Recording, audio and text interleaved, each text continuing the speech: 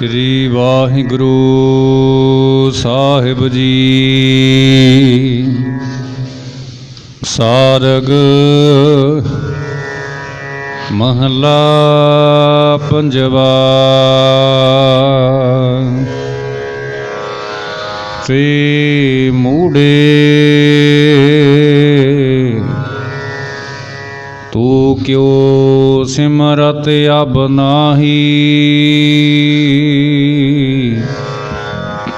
नरक घोर मह उर्द तप करता।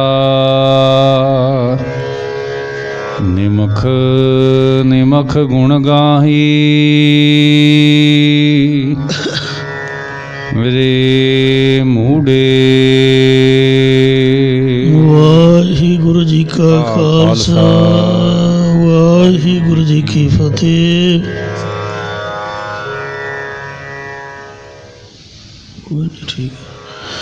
कोट ब्रह्मंडां दे मालक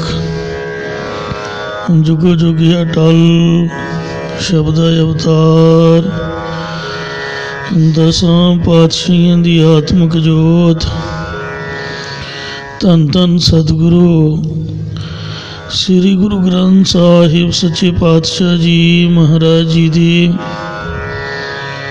पवित्र पावन हजूरी दे विच जुड़मन बैठी गुरु रूप गुरु खालसा साध संगत जीओ।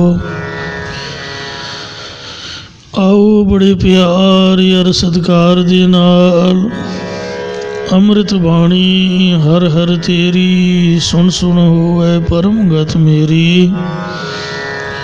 जलन बुझी शीतल हुए मनुआ सतगुर का दर्शन पाए जियो। सतगुरां दी पवित्र अमृत बाणी की कथा विचार व्याख्या सो सरवण करके लाह प्राप्त करो जी। एक बार उच्चारण करो सतनाम श्री वाहिगुरु जी।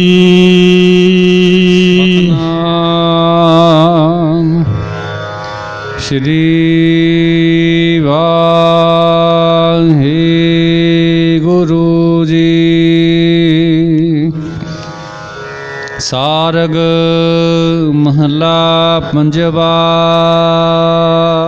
सारग राग दे विच सतगुरु पंजवें पातशाह शहीदां दे सरताज धन धन श्री गुरु अर्जन देव साहिब जी महाराज शुभ पावन उपदेश की बख्शिश करते हैं। क्यों जीवन प्रीतम बिन माई। हे माही भाव माता पिता रूप संत जनों प्रीतम प्यारे परमेश्वर की प्राप्ति तो बिना मेरा किस प्रकार जीवना होवे भाव नहीं हो सकता। जाकी बिछुरत होत मृतका। जिस परमेश्वर दी चेतन सत्ता दे विछड़न नाल शरीर झट ही मुर्दा हो जाता है। ग्रह मह रहन न पाई।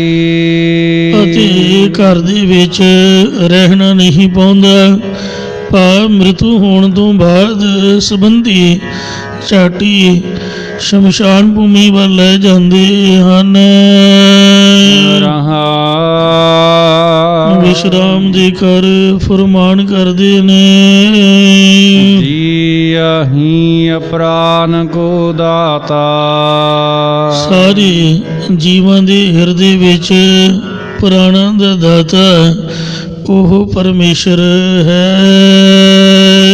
जाकै संग सुहाई। जिस परमेश्वर दे सत्ता दी नाल ही सब जीवां दे एह शरीर शोभदे हन।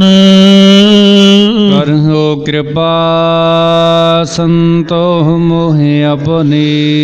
ये संत जनों ਮੇਰੇ ਤੇ ਆਪਣੀ ਮਿਹਰ ਭਰੀ ਦ੍ਰਿਸ਼ਟੀ ਕਰੋ ਜੀ। ਪ੍ਰਭ ਮੰਗਲ ਗੁਣ ਗਾਈ। ਜੋ ਤਿਸ ਪਰਮੇਸ਼ਰ ਦੇ ਜਸ ਰੂਪ ਗੁਣਾਂ ਨੂੰ ਗਾਉਣਾ ਕਰਾਂ ਜਾਂ ਗੁਣਾਂ ਨੂੰ ਮੰਗਲਾਂ ਦੇ ਵਿੱਚ ਪਾ ਕੇ ਗਾਉਣਾ ਕਰਾਂ ਜਾਂ ਆਨੰਦ ਸਰੂਪ ਪਰਮੇਸ਼ਰ ਦੇ ਗੁਣਾਂ ਨੂੰ ਗਾ ਕੇ ਬ੍ਰਹਮਾਨੰਦ ਨੂੰ ਪਾਉਣਾ ਕਰਾਂ।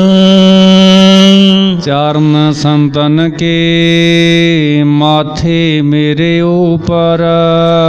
ਮੇਰੇ ਮੱਥੇ ਉੱਪਰ ਮਹਾਤਮਾ ਦੇ ਪਵਿੱਤਰ ਚਰਨ ਟਿਕਣ ਤਾਂ ਮੈਂ ਮੱਥੇ ਨੂੰ ਭਾਗਾਂ ਵਾਲਾ ਸਮਝਣਾ ਕਰਾਂ। ਐਨਹੁ ਧੂਰ ਬਾਂਛਾਈ। ਅਤੇ ਮੇਰੇ ਨੇਤਰਾਂ ਵਿੱਚ ਸੰਤ ਜਨਾਂ ਦੇ ਚਰਨਾਂ ਦੀ ਧੂੜ ਪਵੇ, ਇਹੀ ਮੈਂ ਚਾਹੁੰਦਾ ਹਾਂ। ਇਸੇ ਪ੍ਰਕਾਰ ਚਰਨ ਸੰਤਨ ਕੇ ਮਾਥੇ ਮੇਰੇ ਉਪਰ। ਸੰਤ ਜਨਾਂ ਦੇ ਪਵਿੱਤਰ ਚਰਨ ਵਿਸ਼ਿਆਂ ਵੱਲੋਂ ਚਿੱਤ ਨੂੰ ਉਪਰਾਮ ਕਰਨ ਲਈ ਹਰ ਵਕਤ ਮੇਰੇ ਅੰਤਕਰਨ ਨੂੰ ਮੱਥੇ ਉੱਤੇ ਟਿਕੇ ਰਹਿਣ। ਨੈਨਹੁ ਧੂਰ ਬਾਂਛਾਈ। ਅਤੇ ਸੰਤਾਂ ਦੇ ਚਰਨਾਂ ਦੀ ਧੂੜੀ ਉੱਡ ਕੇ ਜੋ ਨੇਤਰਾਂ ਦੇ ਵਿੱਚ ਪਵੇ, ਇਹ ਮੈਂ ਚਾਹੁੰਦਾ ਹਾਂ। ਸਾਧਗੀ ਧੂਰ ਮਿਟੇ ਅਗ ਕੋਟ, ਸਾਧ ਕਿਰਪਾ ਤੇ ਜਨਮ ਮਰਨ ਤੇ ਛੋੜ। ਇਉਂ ਭਾਵ ਜੋ ਨੇਤਰ ਪਰਾਏ ਰੂਪਾਂ ਨੂੰ ਵੇਖਣ ਕਰਕੇ ਵਿਗੜੇ ਹੋਏ ਨੇ, ਇਹ ਸੰਤਾਂ ਦੇ ਚਰਨਾਂ ਦੀ ਧੂੜੀ ਪੈਣ ਕਰਕੇ ਸ਼ੁੱਧ ਹੋ ਜਾਣ। ਜਿਹ ਪ੍ਰਸਾਦ ਮਿਲਿਆ ਪ੍ਰਭ ਨਾਨਕ। ਸਤਿਗੁਰੂ ਸਾਹਿਬ ਜੀ ਕਥਨ ਕਰਦੇ ਨੇ ਕਿ ਜਿਨ੍ਹਾਂ ਸੰਤ ਜਨਾਂ ਦੇ ਪ੍ਰਸਾਦ ਕਿਰਪਾ ਕਰਕੇ ਪਰਮੇਸ਼ਰ ਨੂੰ ਮਿਲੀਦਾ ਹੈ। ਬਲ ਬਲ ਤਾਕੈ ਹੋ ਜਾਈ। ਸੋ ਤਾਕੈ ਤਿਨਾਂ ਸੰਤ ਜਨਾਂ ਦੇ ਉੱਪਰੋਂ ਮੈਂ ਮਨ ਬਾਣੀ ਸਰੀਰ ਕਰਕੇ ਬਲਿਹਾਰ ਕੁਰਬਾਨ ਜਾਂਦਾ ਹਾਂ। ਆਰਗ ਮਹੱਲਾ ਪੰਜਵਾ। ਸਾਰਗ ਰਾਗ ਦੇ ਵਿੱਚ ਸਤਿਗੁਰੂ ਪੰਜਵੇਂ ਪਾਤਸ਼ਾਹ ਸ੍ਰੀ ਗੁਰੂ ਅਰਜਨ ਦੇਵ ਸਾਹਿਬ ਜੀ ਫਰਮਾਉਂਦੇ ਨੇ, ਅਵਸਰ ਕੈ ਹਉ ਬਲ ਜਾਈ। ਉਸ ਸਮੇਂ ਦੇ ਉੱਪਰੋਂ ਮੈਂ ਬਲਿਹਾਰ ਜਾਂਦਾ ਹਾਂ। ਆਠ ਪਹਿਰ ਆਪਣਾ ਪ੍ਰਭ ਸਿਮਰਨ। ਜਦ ਅੱਠੇ ਪੈਰ ਆਪ ਦਾ ਜਾਣ ਕੇ ਗੁਰਾਂ ਦੁਆਰਾ ਵਾਹਿਗੁਰੂ ਜੀ ਦਾ ਭਜਨ ਕੀਤਾ, ਭਾਗੀ ਹਰ ਪਾਈ। ਤਦੋਂ ਵੱਡੇ ਕਰਮਾਂ ਕਰਕੇ ਹਰੀ ਪਰਮੇਸ਼ਰ ਨੂੰ ਪਾ ਲਿਆ। ਵਿਸ਼ਰਾਮ ਦੇ ਕਰ ਫਰਮਾਨ ਕਰਦੇ ਨੇ, ਭਲੋ ਕਬੀਰ ਦਾਸ ਦਾਸਨ ਕੋ। ਸਤਿਗੁਰੂ ਜੀ ਅੱਠੇ ਪੈਰ ਸਿਮਰਨ ਕਰਨ ਵਾਲੇ ਭਗਤਾਂ ਦੀ ਬਾਬਤ ਸੋਭਾ ਸੰਯੁਕਤ ਬਚਨ ਉਚਾਰਦੇ ਨੇ ਕਿ ਭਗਤ ਕਬੀਰ ਜੀ ਪਰਮੇਸ਼ਰ ਦੇ ਸੇਵਕਾਂ ਦਾ ਮਨ ਬਾਣੀ ਸਰੀਰ ਕਰਕੇ ਸੇਵਕ ਬਣ ਕੇ ਚੰਗਾ ਬਣ ਗਿਆ ਸੀ। ਊਤਮ ਸੈਨ ਜਨ ਨਾਈ। ਭਾਵ ਕਬੀਰ ਜੀ ਸ੍ਰੇਸ਼ਟ ਪਦਵੀ ਦੀ ਪ੍ਰਾਪਤੀ ਵਾਲਾ ਹੋ ਗਿਆ ਸੀ ਅਤੇ ਨਾਈ ਜਾਤ ਵਾਲਿਆਂ ਵਿੱਚੋਂ ਸੈਨ ਭਗਤ ਸੈਨ ਜੀ ਸੰਤ ਰਾਮਾਨੰਦ ਜੀ ਤੋਂ ਉਪਦੇਸ਼ ਲੈ ਕੇ ਉਤਮ ਸ੍ਰੇਸ਼ਟ ਹੋਇਆ। ਭਗਤ ਸੈਨ ਜੀ ਯੂਪੀ ਦੇ ਵਿੱਚ ਹੋਏ ਹਨ। ਸੈਨ ਭਗਤ ਜੀ ਬਾਧਵਗੜ੍ਹ ਵਿੱਚ ਜੋ ਰੀਵਾ ਰਿਆਸਤ ਹੈ, ਉੱਥੋਂ ਦੇ ਰਾਜਾ ਰਾਮ ਦੀ ਮੁੱਠੀ ਚਾਪੀ ਅਤੇ ਹੋਰ ਟਹਿਲ ਕਰਿਆ ਕਰਦੇ ਸਨ, ਕਿਉਂਕਿ ਭਗਤ ਸੈਨ ਜੀ ਦੇ ਹੱਥਾਂ ਨਾਲ ਟਹਿਲ ਕਰਨ ਕਰਕੇ ਰਾਜੇ ਨੂੰ ਸ਼ਾਂਤੀ ਆਉਂਦੀ ਸੀ, ਜੋ ਕਿਸੇ ਹੋਰ ਦੀ ਮੁੱਠੀ ਚਾਪੀ ਕਰਨ ਤੋਂ ਸ਼ਾਂਤੀ ਨਹੀਂ ਹੁੰਦੀ ਸੀ। ਭਗਤ ਸੈਨ ਜੀ ਕਬੀਰ ਜੀ ਦਾ ਤੇਜ ਪ੍ਰਤਾਪ ਸੁਣ ਕੇ ਭਗਤ ਰਾਮਾਨੰਦ ਜੀ ਦੇ ਕੋਲ ਉਪਦੇਸ਼ ਲੈਣ ਗਏ, ਜੋ ਰਾਮਾਨੰਦ ਜੀ ਦੇ ਦੂਸਰੇ ਸਿੱਖ ਹੋਏ। ਜੈਸਾ ਕਿ ਭਾਈ ਗੁਰਦਾਸ ਸਾਹਿਬ ਜੀ ਕਥਨ ਕਰਦੇ ਨੇ, ਸੁਣ ਪ੍ਰਤਾਪ ਕਬੀਰ ਦਾ, ਦੂਜਾ ਸਿੱਖ ਹੋਆ ਸੈਣ ਨਾਈ। ਗੁਰਦੇਵ ਰਾਮਾਨੰਦ ਜੀ ਤੋਂ ਉਪਦੇਸ਼ ਲੈ ਕੇ ਪਰਮੇਸ਼ਰ ਦੇ ਸਿਮਰਨ ਵਿੱਚ ਲੱਗ ਪਏ। ਰਾਤੀ ਪਰਮੇਸ਼ਰ ਦੀ ਪ੍ਰੇਮਾ ਭਗਤੀ ਕਰਦੇ ਅਤੇ ਸਵੇਰੇ ਰਾਜ ਦੁਆਰੇ ਰਾਜੇ ਦੀ ਟਹਿਲ ਕਰਨ ਲਈ ਜਾਂਦੇ। ਭਜਨ ਕਰਦਿਆਂ ਕਰਦਿਆਂ ਥੋੜ੍ਹੇ ਸਮੇਂ ਵਿੱਚ ਹੀ ਚੰਗੀ ਆਤਮਿਕ ਉન્નਤੀ ਕਰ ਗਏ। ਜਿੱਥੇ ਭਗਤ ਜੀ ਭਜਨ ਸਿਮਰਨ ਅਤੇ ਕੀਰਤਨ ਰੂਪ ਦੇ ਵਿੱਚ ਪਰਮੇਸ਼ਰ ਦਾ ਜਸ ਗਾਇਨ ਕਰਨ ਦੇ ਪ੍ਰੇਮੀ ਸਨ, ਉੱਥੇ ਮਹਾਤਮਾ ਜਨਾਂ ਦੀ ਟਹਿਲ ਵੀ ਕਰਿਆ ਕਰਦੇ ਸਨ। ਭਗਤ ਜੀ ਦੇ ਹਿਰਦੇ ਵਿੱਚ ਪਰਮੇਸ਼ਰ ਦੇ ਦਰਸ਼ਨਾਂ ਦੀ ਬੜੀ ਤੜਪ ਤੇ ਤੰਗ ਸੀ, ਪਿਆਸ ਸੀ। ਇੱਕ ਦਿਨ ਸੈਣ ਭਗਤ ਜੀ ਰਾਜੇ ਰਾਮ ਦੀ ਟਹਿਲ ਕਰਨ ਲਈ ਰਾਜ ਦੁਆਰੇ ਵੱਲ ਜਾ ਰਹੇ ਸਨ, ਤਾਂ ਅੱਗੋਂ ਕੁਝ ਸਾਧੂ ਮਿਲ ਪਏ। ਸਾਧੂਆਂ ਦੀ ਟਹਿਲ ਕਰਨ ਲਈ ਮੁੜ ਘਰ ਨੂੰ ਪਰਤੇ ਆਏ। ਸਾਧੂਆਂ ਨੂੰ ਲੰਗਰ ਪਾਣੀ ਛਕਾ ਕੇ ਜਦੋਂ ਮਿਲੇ ਹੋਏ ਤਾਂ ਆਪਸ ਵਿੱਚ ਆਤਮਿਕ ਵਿਚਾਰ ਹੁੰਦੀ ਰਹੀ। ਸਾਰੀ ਰਾਤ ਕੀਰਤਨ ਵਿੱਚ ਸਾਧੂਆਂ ਨਾਲ ਐਸੇ ਮਗਨ ਹੋਏ ਕਿ ਰਾਜੇ ਦੀ ਟਹਿਲ ਵਿੱਚ ਜਾਣਾ ਹੀ ਭੁੱਲ ਗਏ। ਜਿਵੇਂ ਭੌਰਾ ਮਕਰੰਦ ਰਸ ਵਿੱਚ ਮਸਤ ਹੋਇਆ ਸਭ ਕੁਝ ਭੁੱਲ ਜਾਂਦਾ ਹੈ, ਇਸੇ ਤਰ੍ਹਾਂ ਭਗਤ ਸੈਣ ਜੀ ਸਾਧੂਆਂ ਦੀ ਸੰਗਤ ਵਿੱਚ ਕੀਰਤਨ ਦੇ ਆਨੰਦ ਵਿੱਚ ਸਭ ਕੁਝ ਭੁੱਲ ਗਏ ਅਤੇ ਸੰਤ ਜਨਾਂ ਦੇ ਕੀਰਤਨ ਰਸ ਨੂੰ ਛੱਡ ਨਾ ਸਕੇ, ਜਿਸ ਕਰਕੇ ਰਾਜ ਦੁਆਰ ਟਹਿਲ ਕਰਨ ਨਾ ਜਾ ਸਕੇ। ਭਾਈ ਗੁਰਦਾਸ ਜੀ ਨੇ ਲਿਖਿਆ, ਪ੍ਰੇਮ ਭਗਤ ਰਾਤੀ ਕਰੈ, ਪਲਕੈ ਰਾਜ ਦੁਆਰੈ ਜਾਈ। ਆਏ ਸੰਤ ਪ੍ਰਾਹੁਣੇ ਕੀਰਤਨ ਹੋਆ ਰਹਿਣ ਸਬਾਈ। ਛੱਡ ਨਾ ਸਕੈ ਸੰਤ ਜਨ ਰਾਜ ਦੁਆਰ ਨ ਸੇਵ ਕਮਾਈ। ਤਦ ਉਧਰ ਪਰਮੇਸ਼ਰ ਨੇ ਸੋਚਿਆ ਕਿ ਕਿਤੇ ਰਾਜਾ ਮੇਰੇ ਭਗਤ ਦਾ ਨਿਰਾਦਰ ਨਾ ਕਰ ਦੇਵੇ, ਤਾਂ ਆਪ ਪਰਮੇਸ਼ਰ ਸੈਣ ਭਗਤ ਦਾ ਰੂਪ ਧਾਰ ਕੇ ਰਾਜੇ ਦੀ ਸੇਵਾ ਕਰਨ ਲਈ ਆਇਆ। ਜਦੋਂ ਮੁੱਠੀ ਚਾਬੀ ਕਰਨ ਲਈ ਭਗਤ ਸੈਣ ਦੇ ਰੂਪ ਵਿੱਚ ਪਰਮੇਸ਼ਰ ਨੇ ਰਾਜੇ ਦੇ ਸਰੀਰ 'ਤੇ ਹੱਥ ਲਾਇਆ ਤਾਂ ਰਾਜੇ ਦੇ ਸਾਰੇ ਰੋਗ ਚੁੱਕ ਦਿੱਤੇ ਅਤੇ ਰਾਜੇ ਦਾ ਸਰੀਰ ਅਰੋਗ ਹੋ ਗਿਆ। ਜਦੋਂ ਰਾਜੇ ਦਾ ਸਰੀਰ ਅਰੋਗ ਹੋ ਗਿਆ ਤਾਂ ਰਾਜਾ ਭਗਤ ਸੈਣ ਜੀ 'ਤੇ ਬੜਾ ਪ੍ਰਸੰਨ ਹੋਇਆ। ਜੈਸਾ ਕਿ ਸੈਣ ਰੂਪ ਹਰ ਜਾਈ ਕੈ, ਆਇਆ ਰਾਣੇ ਨੂੰ ਰੀਝਾਈ। ਜਦੋਂ ਰਾਜਾ ਇਸ਼ਨਾਨ ਪਾਣ ਕਰਕੇ ਆ ਕੇ ਤਖਤ 'ਤੇ ਬੈਠਾ ਤਾਂ ਇਸ ਖਿਆਲ ਨਾਲ ਭਗਤ ਸੈਣ ਜੀ ਨੂੰ ਚੇਤੇ ਕਰਨ ਲੱਗਾ ਕਿ ਸੈਣ ਨਾਈ ਕਿੱਧਰ ਚਲਾ ਗਿਆ। ਮੈਂ ਤਾਂ ਉਸ ਨੂੰ ਰਾਜ ਤਿਲਕ ਦੇਣਾ ਹੈ, ਕਿਉਂਕਿ ਉਸਨੇ ਅੱਜ ਮੇਰੀ ਮਾਲਿਸ਼ ਕਰਕੇ ਸਾਰੇ ਰੋਗ ਦੂਰ ਕਰ ਦਿੱਤੇ ਨੇ। ਉਧਰ ਸੈਣ ਭਗਤ ਜੀ ਸੰਤ ਜਨਾਂ ਨੂੰ ਵਿਦਾ ਕਰਕੇ ਜਦੋਂ ਰਾਜੇ ਤੋਂ ਆਪਣੀ ਭੁੱਲ ਬਖਸ਼ਾਉਣ ਵਾਸਤੇ ਰਾਜ ਦੁਆਰ ਨੂੰ ਚੱਲ ਪਏ ਅਤੇ ਰਾਜ ਦੁਆਰ ਵਿੱਚ ਭਗਤ ਜੀ ਪਹੁੰਚੇ ਤਾਂ ਅੱਗੋਂ ਰਾਜੇ ਨੇ ਕੋਲ ਬੁਲਾ ਕੇ ਆਪਣੇ ਗਲੋਂ ਕੀਮਤੀ ਪੁਸ਼ਾਕ ਖੋਲ੍ਹ ਕੇ ਭਗਤ ਜੀ ਨੂੰ ਪਹਿਨਾ ਦਿੱਤੀ। ਜੈਸਾ ਕਿ ਸਾਧ ਜਨਾਂ ਨੂੰ ਵਿਦਾ ਕਰ ਰਾਜ ਦੁਆਰ ਗਿਆ ਸਰਮਾਈ। ਰਾਣੇ ਦੂਰੋਂ ਸਦ ਕੇ ਗਲੋਂ ਕਵਾਈ ਖੋਲ ਪਹਿਨਾਈ। ਅਤੇ ਰਾਜਾ ਕਹਿਣ ਲੱਗਾ ਕਿ ਅੱਜ ਤੂੰ ਮੈਨੂੰ ਆਪਣੇ ਅਧੀਨ ਕਰ ਲਿਆ, ਵਸ ਕੀਤਾ ਹੂੰ ਤੋਦੀ ਅੱਜ। ਬੋਲੇ ਰਾਜਾ ਸੁਣੇ ਲੁਕਾਈ, ਪ੍ਰਗਟ ਕਰੈ ਭਗਤ ਵਡਿਆਈ। ਇਹੋ ਜਿਹੇ ਮੇਰੇ ਸਰੀਰ ਤੇ ਹੱਥ ਲਾਏ ਕਿ ਸਾਰੇ ਰੋਗ ਹੀ ਚੁੱਕ ਦਿੱਤੇ। ਜੋ ਵੈਦਾਂ ਹਕੀਮਾਂ ਤੋਂ ਠੀਕ ਨਹੀਂ ਹੋਏ, ਉਹ ਤੋਂ ਮੇਰੀ ਸਰੀਰ ਦੀ ਜਲਣਤਾ ਵਾਲਾ ਰੋਗ ਹੱਥ ਲਾ ਕੇ ਹੀ ਦੂਰ ਕਰ ਦਿੱਤਾ ਹੈ। ਇਹ ਸੁਣ ਕੇ ਭਗਤ ਸੈਣ ਜੀ ਕਹਿਣ ਲੱਗੇ, ਮੈਂ ਤੁਹਾਡੀ ਤੋਂ ਖਿਮਾ ਮੰਗਦਾ ਕਿ ਆਪ ਜੀ ਦੀ ਸੇਵਾ ਕਰਨ ਤੋਂ ਮੈਂ ਗੈਰ ਹਾਜ਼ਰ ਸੀਗਾ।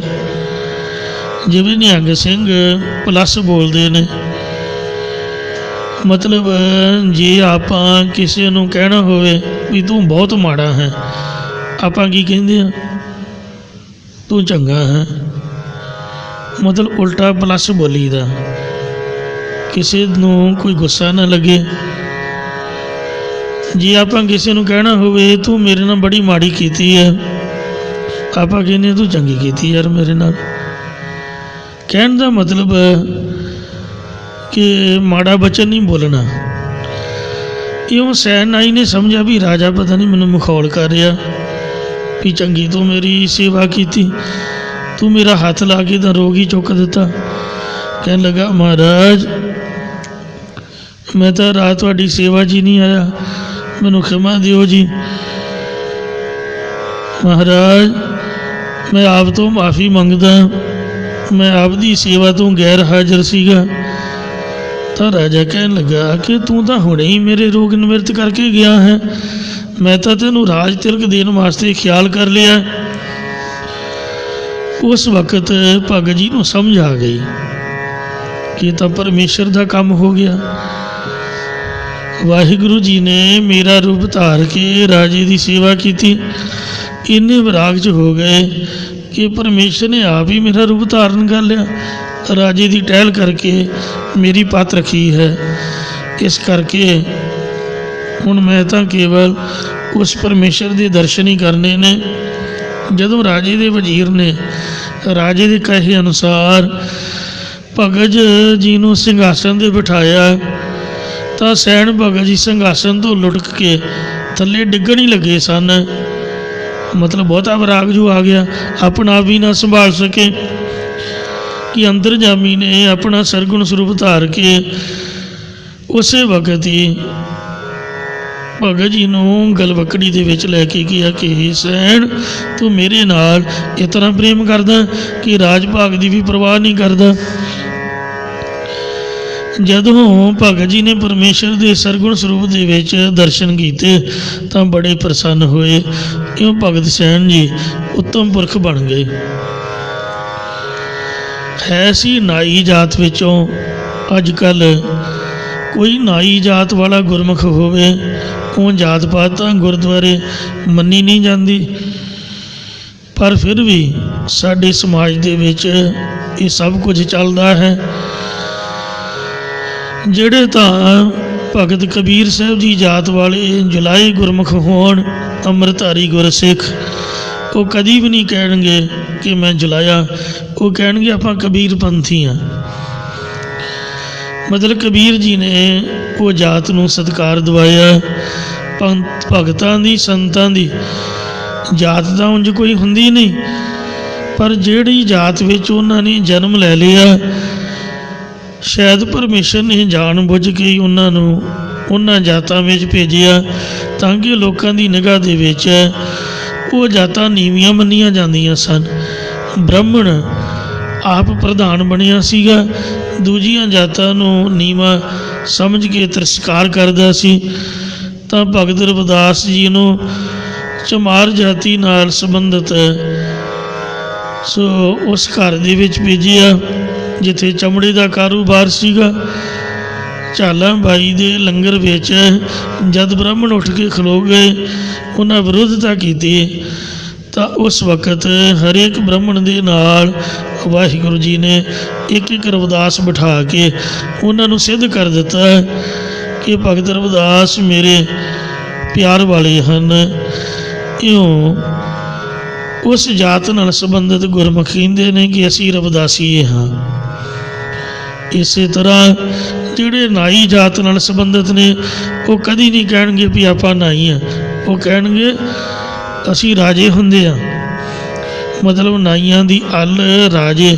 ਉਸ ਦਿਨ ਨੂੰ ਬਈ ਜਦ ਰੀਵਾ ਰਿਆਸਤ ਦੇ ਰਾਜਾ ਰਾਮ ਨੇ ਭਗਤ ਸੈਣ ਜੀ ਦੀ ਸੇਵਾ ਤੇ ਪ੍ਰਸੰਨ ਹੋ ਕੇ ਉਹਨਾਂ ਨੂੰ ਆਪਣੇ ਗਲ ਤੋਂ ਖੋਲ੍ਹ ਕੇ ਪੋਸ਼ਾਕ ਪਹਿਨਾਈ ਤੇ ਰਾਜ ਸਿੰਘਾਸਨ 'ਤੇ ਬਿਠਾਇਆ, ਉਸ ਵਕਤ ਉਹਨਾਂ ਦੀ ਅੱਲ ਰਾਜੇ ਪ੍ਰਸਿੱਧ ਹੋਈ।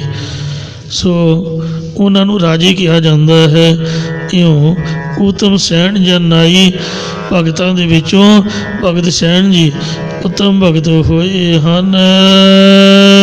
ਊਚ ਤੇ ਊਚ ਨਾਮ ਦਿਓ ਸਮਦਰਸੀ। ਸਾਰਿਆਂ ਦੇ ਵਿੱਚੋਂ ਇੱਕ ਪਰਮੇਸ਼ਰ ਦੀ ਜੋਤ ਵੇਖਣ ਵਾਲੇ ब्रह्म ज्ञानी गै दृष्ट समान, जैसे राज रंग को लागे तुल पुमान। सम दृष्टि वाले भगत नामदेव जी उच्चे तो उच्चे जीवन वाले बन गए। इस प्रकार ਊਚ ਤੇ ਊਚ ਨਾਮ ਦਿਓ ਸਮਦਰਸੀ। ਭਗਤ ਨਾਮਦੇਵ ਜੀ ਸਭ ਵਿੱਚ ਇੱਕੋ ਪਰਮੇਸ਼ਰ ਦੀ ਜੋਤ ਸਮਝਦੇ ਸਨ। ਇਸੇ ਕਰਕੇ ਭਗਤ ਜੀ ਊਚ ਸ੍ਰੇਸ਼ਟ ਤੋਂ ਊਚ ਸ੍ਰੇਸ਼ਟ ਕੇਵਲ ਮੁਖ ਦੀ ਪ੍ਰਾਪਤੀ ਵਾਲੇ ਹੋ ਗਏ। ਅਤੇ ਰਵਿਦਾਸ ਠਾਕੁਰ ਬਣ ਆਈ। ਭਗਤ ਰਵਿਦਾਸ ਜੀ ਦੀ ਸਵਾਮੀ ਪਰਮੇਸ਼ਰ ਦੇ ਨਾਲ ਐਸੀ ਪ੍ਰੀਤੀ ਬਣ ਆਈ ਸੀ ਕਿ ਪਰਮੇਸ਼ਰ ਨੇ ਸਰਗੁਣ ਸਰੂਪ ਦੇ ਵਿੱਚ ਭਗਤ ਜੀ ਨੂੰ 72 ਵਾਰ ਦਰਸ਼ਨ ਦਿੱਤੇ। ਭਗਤ ਮਾਲ ਦੇ ਵਿੱਚ ਲਿਖਿਆ ਹੋਇਆ ਹੈ। ਬਲਕਿ ਨਾਮਦੇਵ ਹਰਿ ਜੀਉ ਬਸੈ ਸੰਗ, ਗੁਰਬਾਣੀ ਦਾ ਤਾਂ ਇਹ ਫੈਸਲਾ ਹੈ ਕਿ ਨਾਮਦੇਵ ਜੀ ਦੇ ਅੰਗ ਸੰਗ ਹੀ ਵਾਹਿਗੁਰੂ ਵਸਦੇ ਸਨ। ਅਰਥਾਤ ਭਗਤ ਰਵਿਦਾਸ ਜੀ ਦੀ ਪਰਮੇਸ਼ਰ ਦੇ ਨਾਲ ਐਸੀ ਬਣ ਆਈ ਸੀ ਕਿ ਜਦ ਬ੍ਰਹਮਣਾ ਨੇ ਭਗਤ ਰਵਿਦਾਸ ਜੀ ਨੂੰ ਭਗਤ ਨਾਮਦੇਵ ਜੀ ਨੂੰ ਵਾਹਿਗੁਰੂ ਜੀ ਨੇ ਅਨੇਕਾਂ ਵਾਰ ਦਰਸ਼ਨ ਦਿੱਤੇ ਤੇ ਭਗਤ ਰਵਿਦਾਸ ਜੀ ਵੀ ਇੱਕੋ ਹੀ ਭਗਤ ਨੇ। ਇਹਨਾਂ ਨੂੰ ਵੀ ਬੜੀ ਵਾਰ ਮੈਂ ਭਗਤ ਮਾਲਾ ਪੜ੍ਹੀ ਹੈ, ਬਹੁਤ ਵਾਰ ਦਰਸ਼ਨ ਹੋਏ ਸਨ। ਇੱਕ ਵਾਰ ਤਾਂ ਕਹਿਣ ਲੱਗੇ ਵੀ ਜਾ ਤੂੰ ਪਰੇ ਹੋ ਕੇ ਬਹਿ, ਮੇਰੇ ਲਾਗੇ ਕਿਉਂ ਆਉਂਦਾ ਹੈ, ਤੂੰ ਮੈਨੂੰ ਭਿੱਟ ਚਾੜੇਗਾ, ਤੂੰ ਤਾਂ ਨੀਵੀਂ ਜਾਤ ਦਾ। ਤੇ ਗੁੱਸੇ ਹੋ ਕੇ ਪਰਾਂ ਨੂੰ ਮੂੰਹ ਕਰਕੇ ਬੈਠ ਗਏ। ਰਵਿਦਾਸ ਜੀ ਨੇ ਬੜੇ ਪਿਆਰ ਦੇ ਵਿੱਚ ਸ਼ਬਦ ਉਚਾਰਿਆ, ਹਮ ਸਰ ਦੀਨ ਦਇਆਲ ਨ ਤੁਮ ਸਰ, ਆਪਤੀ ਯਾਰ ਕੀਆ ਕੀਜੈ। ਮਹਾਰਾਜ ਹੁਣ ਵੀ ਤੂੰ ਮੇਰੀ ਪਰਖ ਕਰ ਰਿਹਾ, ਮੇਰਾ ਪਤਿਆਵਾ ਕਿਉਂ ਲੈ ਰਿਹਾ? ਮੈਂ ਗਰੀਬ ਹਾਂ ਤੇ ਤੂੰ ਸ਼ਹਿਨਸ਼ਾਹ ਹੈ, ਹੁਣ ਦਰਸ਼ਨ ਦੇ ਹੀ ਦਿੱਤੇ ਨੇ ਤੇ ਗੁੱਸੇ ਕਾਹਤੋਂ ਹੁੰਦਾ? ਜਾਂਦੇ ਫਿਰ ਨਾ ਹੀ ਆਉਂਦਾ ਜੇ ਮੈਂ ਚਮਿਆਰ ਸੀਗਾ। ਬੜੀ ਨਿਮਰਤਾ ਨਾਲ ਬੇਨਤੀ ਕਰ ਰਹੇ ਨੇ, ਬਚਨੀ ਤੋਰ ਮੋਰ ਮਨ ਮਨ, ਜਨ ਕੋ ਪੂਰਨ ਦੀਜੈ। ਤੇਰੇ ਬਚਨਾਂ ਨਾਲ ਮੇਰਾ ਮਨ ਮੰਨ ਗਿਆ, ਆਪ ਦੇ ਜਨ ਨੂੰ ਪੂਰਨ ਬਖਸ਼ਿਸ਼ ਕਰੋ ਜੀ। ਹਮ ਸਰ ਦੀਨ ਦਇਆਲ ਨ ਤੁਮ ਸਰ, ਆਪਤ ਯਾਰ ਕੀਆ ਕੀਜੈ। ਬਚਨੀ ਤੋਰ ਮੋਰ ਮਨ ਮਨ, ਜਨ ਕੋ ਪੂਰਨ ਦੀਜੈ। ਹੋ ਬਲ ਬਲ ਜਾਓ ਰਮਈਆ ਕਾਰਨੇ, ਕਾਰਨ ਕਮਣੀਆਂ ਬੋਲ ਰਹਾਉ। ਤੂੰ ਹੁਣ ਬੋਲਦਾ ਹੀ ਨਹੀਂ, ਮੈਂ ਤਾਂ ਕੁਛ ਵੀ ਨਹੀਂ ਤੈਨੂੰ ਆਖਿਆ, ਚੁੱਪ ਕਰਕੇ ਕਿਉਂ ਬੈਠ ਗਿਆ, ਗੁੱਸੇ ਕਿਉਂ ਹੋ ਗਿਆ ਹੈ? ਕੀ ਕਾਰਨ ਹੈ ਤੇਰੇ ਅਬੋਲ ਹੋਣ ਦਾ, ਚੁੱਪ ਕਰਕੇ ਬੈਠਣ ਦਾ? ਬਹੁਤ ਜਨਮ ਬਿਸਰੇ ਤੇ ਮਾਧੋ, ਇਹੋ ਜਨਮ ਤੁਮਾਰੇ ਲੇਖੇ। ਕਹਿ ਰਵਿਦਾਸ ਆਸ ਲਗ ਜੀਵੋ, ਚਿਰ ਭਇਓ ਦਰਸ਼ਨ ਦੇਖੇ। ਚਿਤ ਸਿਮਰਨ ਕਰੋ ਨੈਣ ਅਵਲੋਕਨ, ਸਰਵਣ ਬਾਣੀ ਸੋ ਜਸ ਪੂਰ ਰਾਖੋ। ਮਨ ਸੋ ਮਦ ਕਰ ਕਰੋ। ਸੋ ਨਾਮ ਅੰਮ੍ਰਿਤ ਹਿਰਦੇ ਤਨੁ ਰਸਨ ਅੰਮ੍ਰਿਤ ਰਾਮ ਨਾਮ ਭਾਖੋਂ ਮੇਰੀ ਪ੍ਰੀਤ ਗੋਬਿੰਦ ਸਿਉ ਜਿਨ ਘੜੈ ਮੈਂ ਤੋ ਮੋਲ ਮਹਿਗੀ ਲਈ ਜੀ ਸਟੈ ਰਹਾਉ। ਇਉਂ ਭਗਤ ਰਵਿਦਾਸ ਜੀ ਬੜੇ ਪਿਆਰ ਵਾਲੇ ਹੋਏ ਨੇ। ਵਾਹਿਗੁਰੂ ਜੀ ਨੇ ਵੀ ਹੱਦ ਬੰਨੇ ਮੁਕਾ ਤੇ ਇੰਨਾ ਪ੍ਰੇਮ ਜਨਾਇਆ। ਇਉਂ ਸਾਧ ਸੰਗਤ ਜੀਓ ਐਸੀ ਵਾਹਿਗੁਰੂ ਦੇ ਨਾਲ ਭਗਤ ਜੀ ਦੀ ਬਾਣ ਆਈ ਕਿ ਜਿਹੜੇ ਬ੍ਰਾਹਮਣ ਸੀਗੇ ਉਹ ਜ਼ੋਰ ਲਾ ਕੇ ਹੰਭ ਗਏ ਭਗਤ ਜੀ ਨੂੰ ਨੀਵਾਂ ਦਿਖਾਉਣ ਲਈ, ਪਰ ਵਾਹਿਗੁਰੂ ਜੀ ਨੇ ਭਗਤ ਰਵਿਦਾਸ ਦੀ ਚੜ੍ਹਦੀ ਕਲਾ ਕੀਤੀ। ਜਿਹੜੇ ਬ੍ਰਾਹਮਣ ਸੀ ਉਹਨਾਂ ਨੂੰ ਹਾਰ ਦਾ ਮੂੰਹ ਵੇਖਣਾ ਪਿਆ। ਕਰਮਕਾਂਡੀ ਬ੍ਰਾਹਮਣ ਰਵਿਦਾਸ ਜੀ ਦੇ ਚਰਨੀ ਪੈ ਗਏ ਤੇ ਖਿਮਾ ਮੰਗੀ। ਜਦ ਮਹਾਰਾਜ ਨੇ ਸਾਰਿਆਂ ਦੇ ਨਾਲ ਰਵਿਦਾਸ ਬਿਠਾ ਦਿੱਤਾ ਤਾਂ ਇਸ ਲਈ ਫਿਰ ਉਹਨਾਂ ਦੀ ਮੱਤ ਟਿਕਾਣੀ ਆਈ। ਇਉਂ ਭਗਤ ਰਵਿਦਾਸ ਜੀ ਦੇ ਬਾਬਤ ਗੁਰੂ ਸਾਹਿਬ ਫਰਮਾਉਂਦੇ ਨੇ ਕਿ ਰਵਿਦਾਸ ਠਾਕੁਰ ਬਣੀ ਆਈ। ਰਵਿਦਾਸ ਭਗਤ ਦੀ ਮਾਲਕ ਸੁਆਮੀ ਪਰਮੇਸ਼ਰ ਨਾਲ ਐਸੀ ਪ੍ਰੀਤੀ ਬਣ ਆਈ। ਜੋ ਤੁਮ ਗਿਰਵਰ ਤੋ ਹਮ ਮੋਰਾ, ਜੋ ਤੁਮ ਚੰਦ ਤੋ ਹਮ ਭਏ ਹੈ ਚਕੋਰਾ। ਸਾਚੀ ਪ੍ਰੀਤ ਹਮ ਤੁਮ ਸਿਉ ਜੋਰੀ, ਤੁਮ ਸਿਉ ਜੋਰ ਅਵਰ ਸੰਗ ਤੋਰੀ। ਸੋ ਵਾਹਿਗੁਰੂ ਜੀ ਨੇ ਅਨੇਕਾਂ ਵਾਰ ਸਗੁਣ ਸਰੂਪ ਧਾਰ ਕੇ ਰਵਿਦਾਸ ਜੀ ਨੂੰ ਦਰਸ਼ਨ ਬਖਸ਼ਿਸ਼ ਕੀਤੇ। ਜੀਉ ਪਿੰਡ ਤਨ ਧਨ ਸਾਧਨ ਕਾ। ਇਹ ਜ਼ਿੰਦਗੀ ਪਿੰਡ ਸਰੀਰ ਅਤੇ ਸੂਖਮ ਸਰੀਰ ਜਾਂ ਤਨ ਪੁੱਤਰ ਆਦਿਕ ਪਰਿਵਾਰ ਤੇ ਧਨ ਸਭ ਕੁਝ ਸਾਧ ਜਨਾਂ ਦਾ ਹੀ ਗੁਰਮੁਖ ਸਮਝਦੇ ਹਨ। ਇਹੋ ਮਨ ਸੰਤਰੇ ਨਾਈ। ਅਤੇ ਮਹਾਰਾਜ ਮੇਰਾ ਹੀ ਮਨ ਵੀ ਸੰਤਾਂ ਮਹਾਤਮਾ ਜਨਾਂ ਦੇ ਚਰਨਾਂ ਦੀ ਧੂੜੀ ਨੂੰ ਗ੍ਰਹਿਣ ਕਰਦਾ ਰਹਿੰਦਾ ਹੈ। ਸੰਤ ਪ੍ਰਤਾਪ ਭਰਮ ਸਭ ਨਾਸੇ। ਸੰਤ ਮਹਾਤਮਾ ਜਨਾਂ ਦੇ ਤੇਜ ਪ੍ਰਭਾਵ ਕਰਕੇ ਸਾਰੇ ਭਰਮ ਨਾਸ਼ ਹੋ ਗਏ, ਨਸ ਗਏ ਹਨ। ਨਾਨਕ ਮਿਲੇ ਗੁਸਾਈ। ਸਤਿਗੁਰੂ ਸਾਹਿਬ ਜੀ ਕਥਨ ਕਰਦੇ ਨੇ ਕਿ ਗੁਸਾਈ ਮਾਲਕ ਪਰਮੇਸ਼ਰ ਦੇ ਨਾਲ ਮਿਲ ਗਏ, ਅਭੇਦ ਹੋ ਗਏ ਆ, ਕਿਉਂਕਿ ਮੈਂ ਸੰਤ ਜਨਾਂ ਗੁਰਾਂ ਤੋਂ ਨਾਮ ਦੀ ਦਾਤ ਪ੍ਰਾਪਤ ਕੀਤੀ ਸੀ। ਸਾਰਗ ਮਹਲਾ ਪੰਜਵਾ। ਪੰਜਵੇਂ ਪਾਤਸ਼ਾਹ ਸ਼ਹੀਦਾਂ ਦੇ ਸਰਤਾਜ ਧੰਨ ਸ੍ਰੀ ਗੁਰੂ ਅਰਜਨ ਦੇਵ ਸਾਹਿਬ ਜੀ ਸਾਰੰਗ ਰਾਗ ਵਿੱਚ ਸ਼ੁਭ ਪਾਵਨ ਉਪਦੇਸ਼ ਦੀ ਬਖਸ਼ਿਸ਼ ਕਰਦੇ ਨੇ। ਮਨੋਰਥ ਪੂਰੇ ਸਤਿਗੁਰ ਆਪ। ਪੂਰੇ ਸਤਿਗੁਰੂ ਨਾਨਕ ਦੇਵ ਜੀ ਨੇ ਆਪ ਹੀ ਸਾਡੇ ਮਨ ਦੇ ਸਾਰੇ ਸੰਕਲਪ ਸੰਪੂਰਨ ਕਰ ਦਿੱਤੇ ਹਨ। ਅਰਥ ਧਰਮ ਕਾਮ ਮੋਖ ਕਾ ਦਾਤਾ ਪੂਰੀ ਭਈ ਸਿਮਰ ਸਿਮਰ ਬਦਾਤਾ। ਵਾਹਿਗੁਰੂ ਅਕਾਲ ਪੁਰਖ ਫਲ ਪ੍ਰਦਾਤਾ ਦੇ ਨਾਮ ਸਿਮਰਨ ਕਰਨ ਦੇ ਨਾਲ ਸਾਰੀ ਇੱਛਾ ਪੂਰੀ ਹੋ ਗਈ ਹੈ। ਧਰਮ ਅਰਥ ਕਾਮ ਮੋਖ ਸਭ ਬਖਸ਼ਿਸ਼ਾਂ ਮਾਰ ਨੇ ਕਰ ਦਿੱਤੀਆਂ। ਸਗਲ ਪਦਾਰਥ ਸਿਮਰਨ ਜਾ ਕੈ। ਜਿਸ ਪਰਮੇਸ਼ਰ ਦੇ ਭਜਨ ਕਰਕੇ ਸਿਮਰਨ ਕਰਕੇ ਸਾਰੇ ਧਰਮ ਅਰਥ ਕਾਮ ਮੋਖ ਆਦਿਕ ਪ੍ਰਾਪਤ ਹੋ ਜਾਂਦੇ ਨੇ। ਜਿੰਨੇ ਪਦਾਰਥ ਹਨ ਪ੍ਰਭ ਕਾ ਸਿਮਰਨ ਸਭ ਤੇ ਊਚਾ, ਪ੍ਰਭ ਕਾ ਸਿਮਰਨ ਉਧਰਿ ਮੂਚਾ, ਪ੍ਰਭ ਕਾ ਸਿਮਰਨ ਤ੍ਰਿਸ਼ਨਾ ਬੁਝੈ, ਪ੍ਰਭ ਕਾ ਸਿਮਰਨ ਸਭ ਕੇ ਸੁਝੈ। ਇਉਂ ਪ੍ਰਭ ਕਾ ਸਿਮਰਨ ਰਿੱਧ ਸਿੱਧ ਨੌ ਨਿਧ, ਪ੍ਰਭ ਕਾ ਸਿਮਰਨ ਗਿਆਨ ਧਿਆਨ ਤਤ ਬੁੱਧ। ਮਹਾਰਾਜ ਦੇ ਸਿਮਰਨ ਦੇ ਵਿੱਚ ਐਸੀਆਂ ਬਰਕਤਾਂ ਨੇ। ਆਠ ਪਹਿਰ ਮੇਰੇ ਮਨ ਜਾ। ਇਹ ਮੇਰੀ ਅਮਨ ਉਸ ਪਰਮੇਸ਼ਰ ਦਾ ਅਠੇ ਪਹਿਰ ਜਾਪ ਜਪਿਆ ਕਰ। ਆਠ ਪਹਿਰ ਜਨ ਹਰ ਹਰ ਜਪੈ, ਹਰ ਕਾ ਭਗਤ ਪ੍ਰਗਟ ਨਹੀਂ ਛਪੈ। ਨਾਮ ਦੇ ਕੇ ਫਰਮਾਨ ਕਰਦੇ ਨੇ। ਅੰਮ੍ਰਿਤ ਨਾਮ ਸੁਆਮੀ ਤੇਰਾ। ਹੇ मालिक परमेश्वर तेरा जो अमर करने वाला अमृत नाम है, अमृत रूप है। ਜੋ ਪੀਵੈ ਤਿਸ ਹੀ ਤ੍ਰਿਪਤਾਸ। ਜੋ ਪੁਰਖ ਵੀ ਇਸ ਨਾਮ ਅੰਮ੍ਰਿਤ ਨੂੰ ਪੀਂਦਾ ਹੈ, ਉਸ ਦਾ ਹੀ ਮਨ ਰਸਾਂ ਕਸਾਂ ਵੱਲੋਂ ਤ੍ਰਿਪਤ ਹੁੰਦਾ, ਰੱਜ ਜਾਂਦਾ ਹੈ।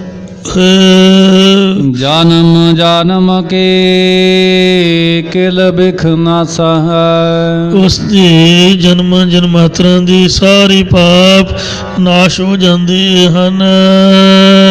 ਆਗੈ ਦਰਗਹ ਹੋਏ ਖਲਾਸ। ਅਤੇ ਉਸ ਦਾ ਅੱਗੇ ਪਰਮੇਸ਼ਰ ਦੀ ਨਿਆਈ ਸਭਾ ਵਿੱਚ ਵੀ ਛੁਟਕਾਰਾ ਹੁੰਦਾ, ਮੁਕਤ ਹੋ ਜਾਂਦਾ ਹੈ।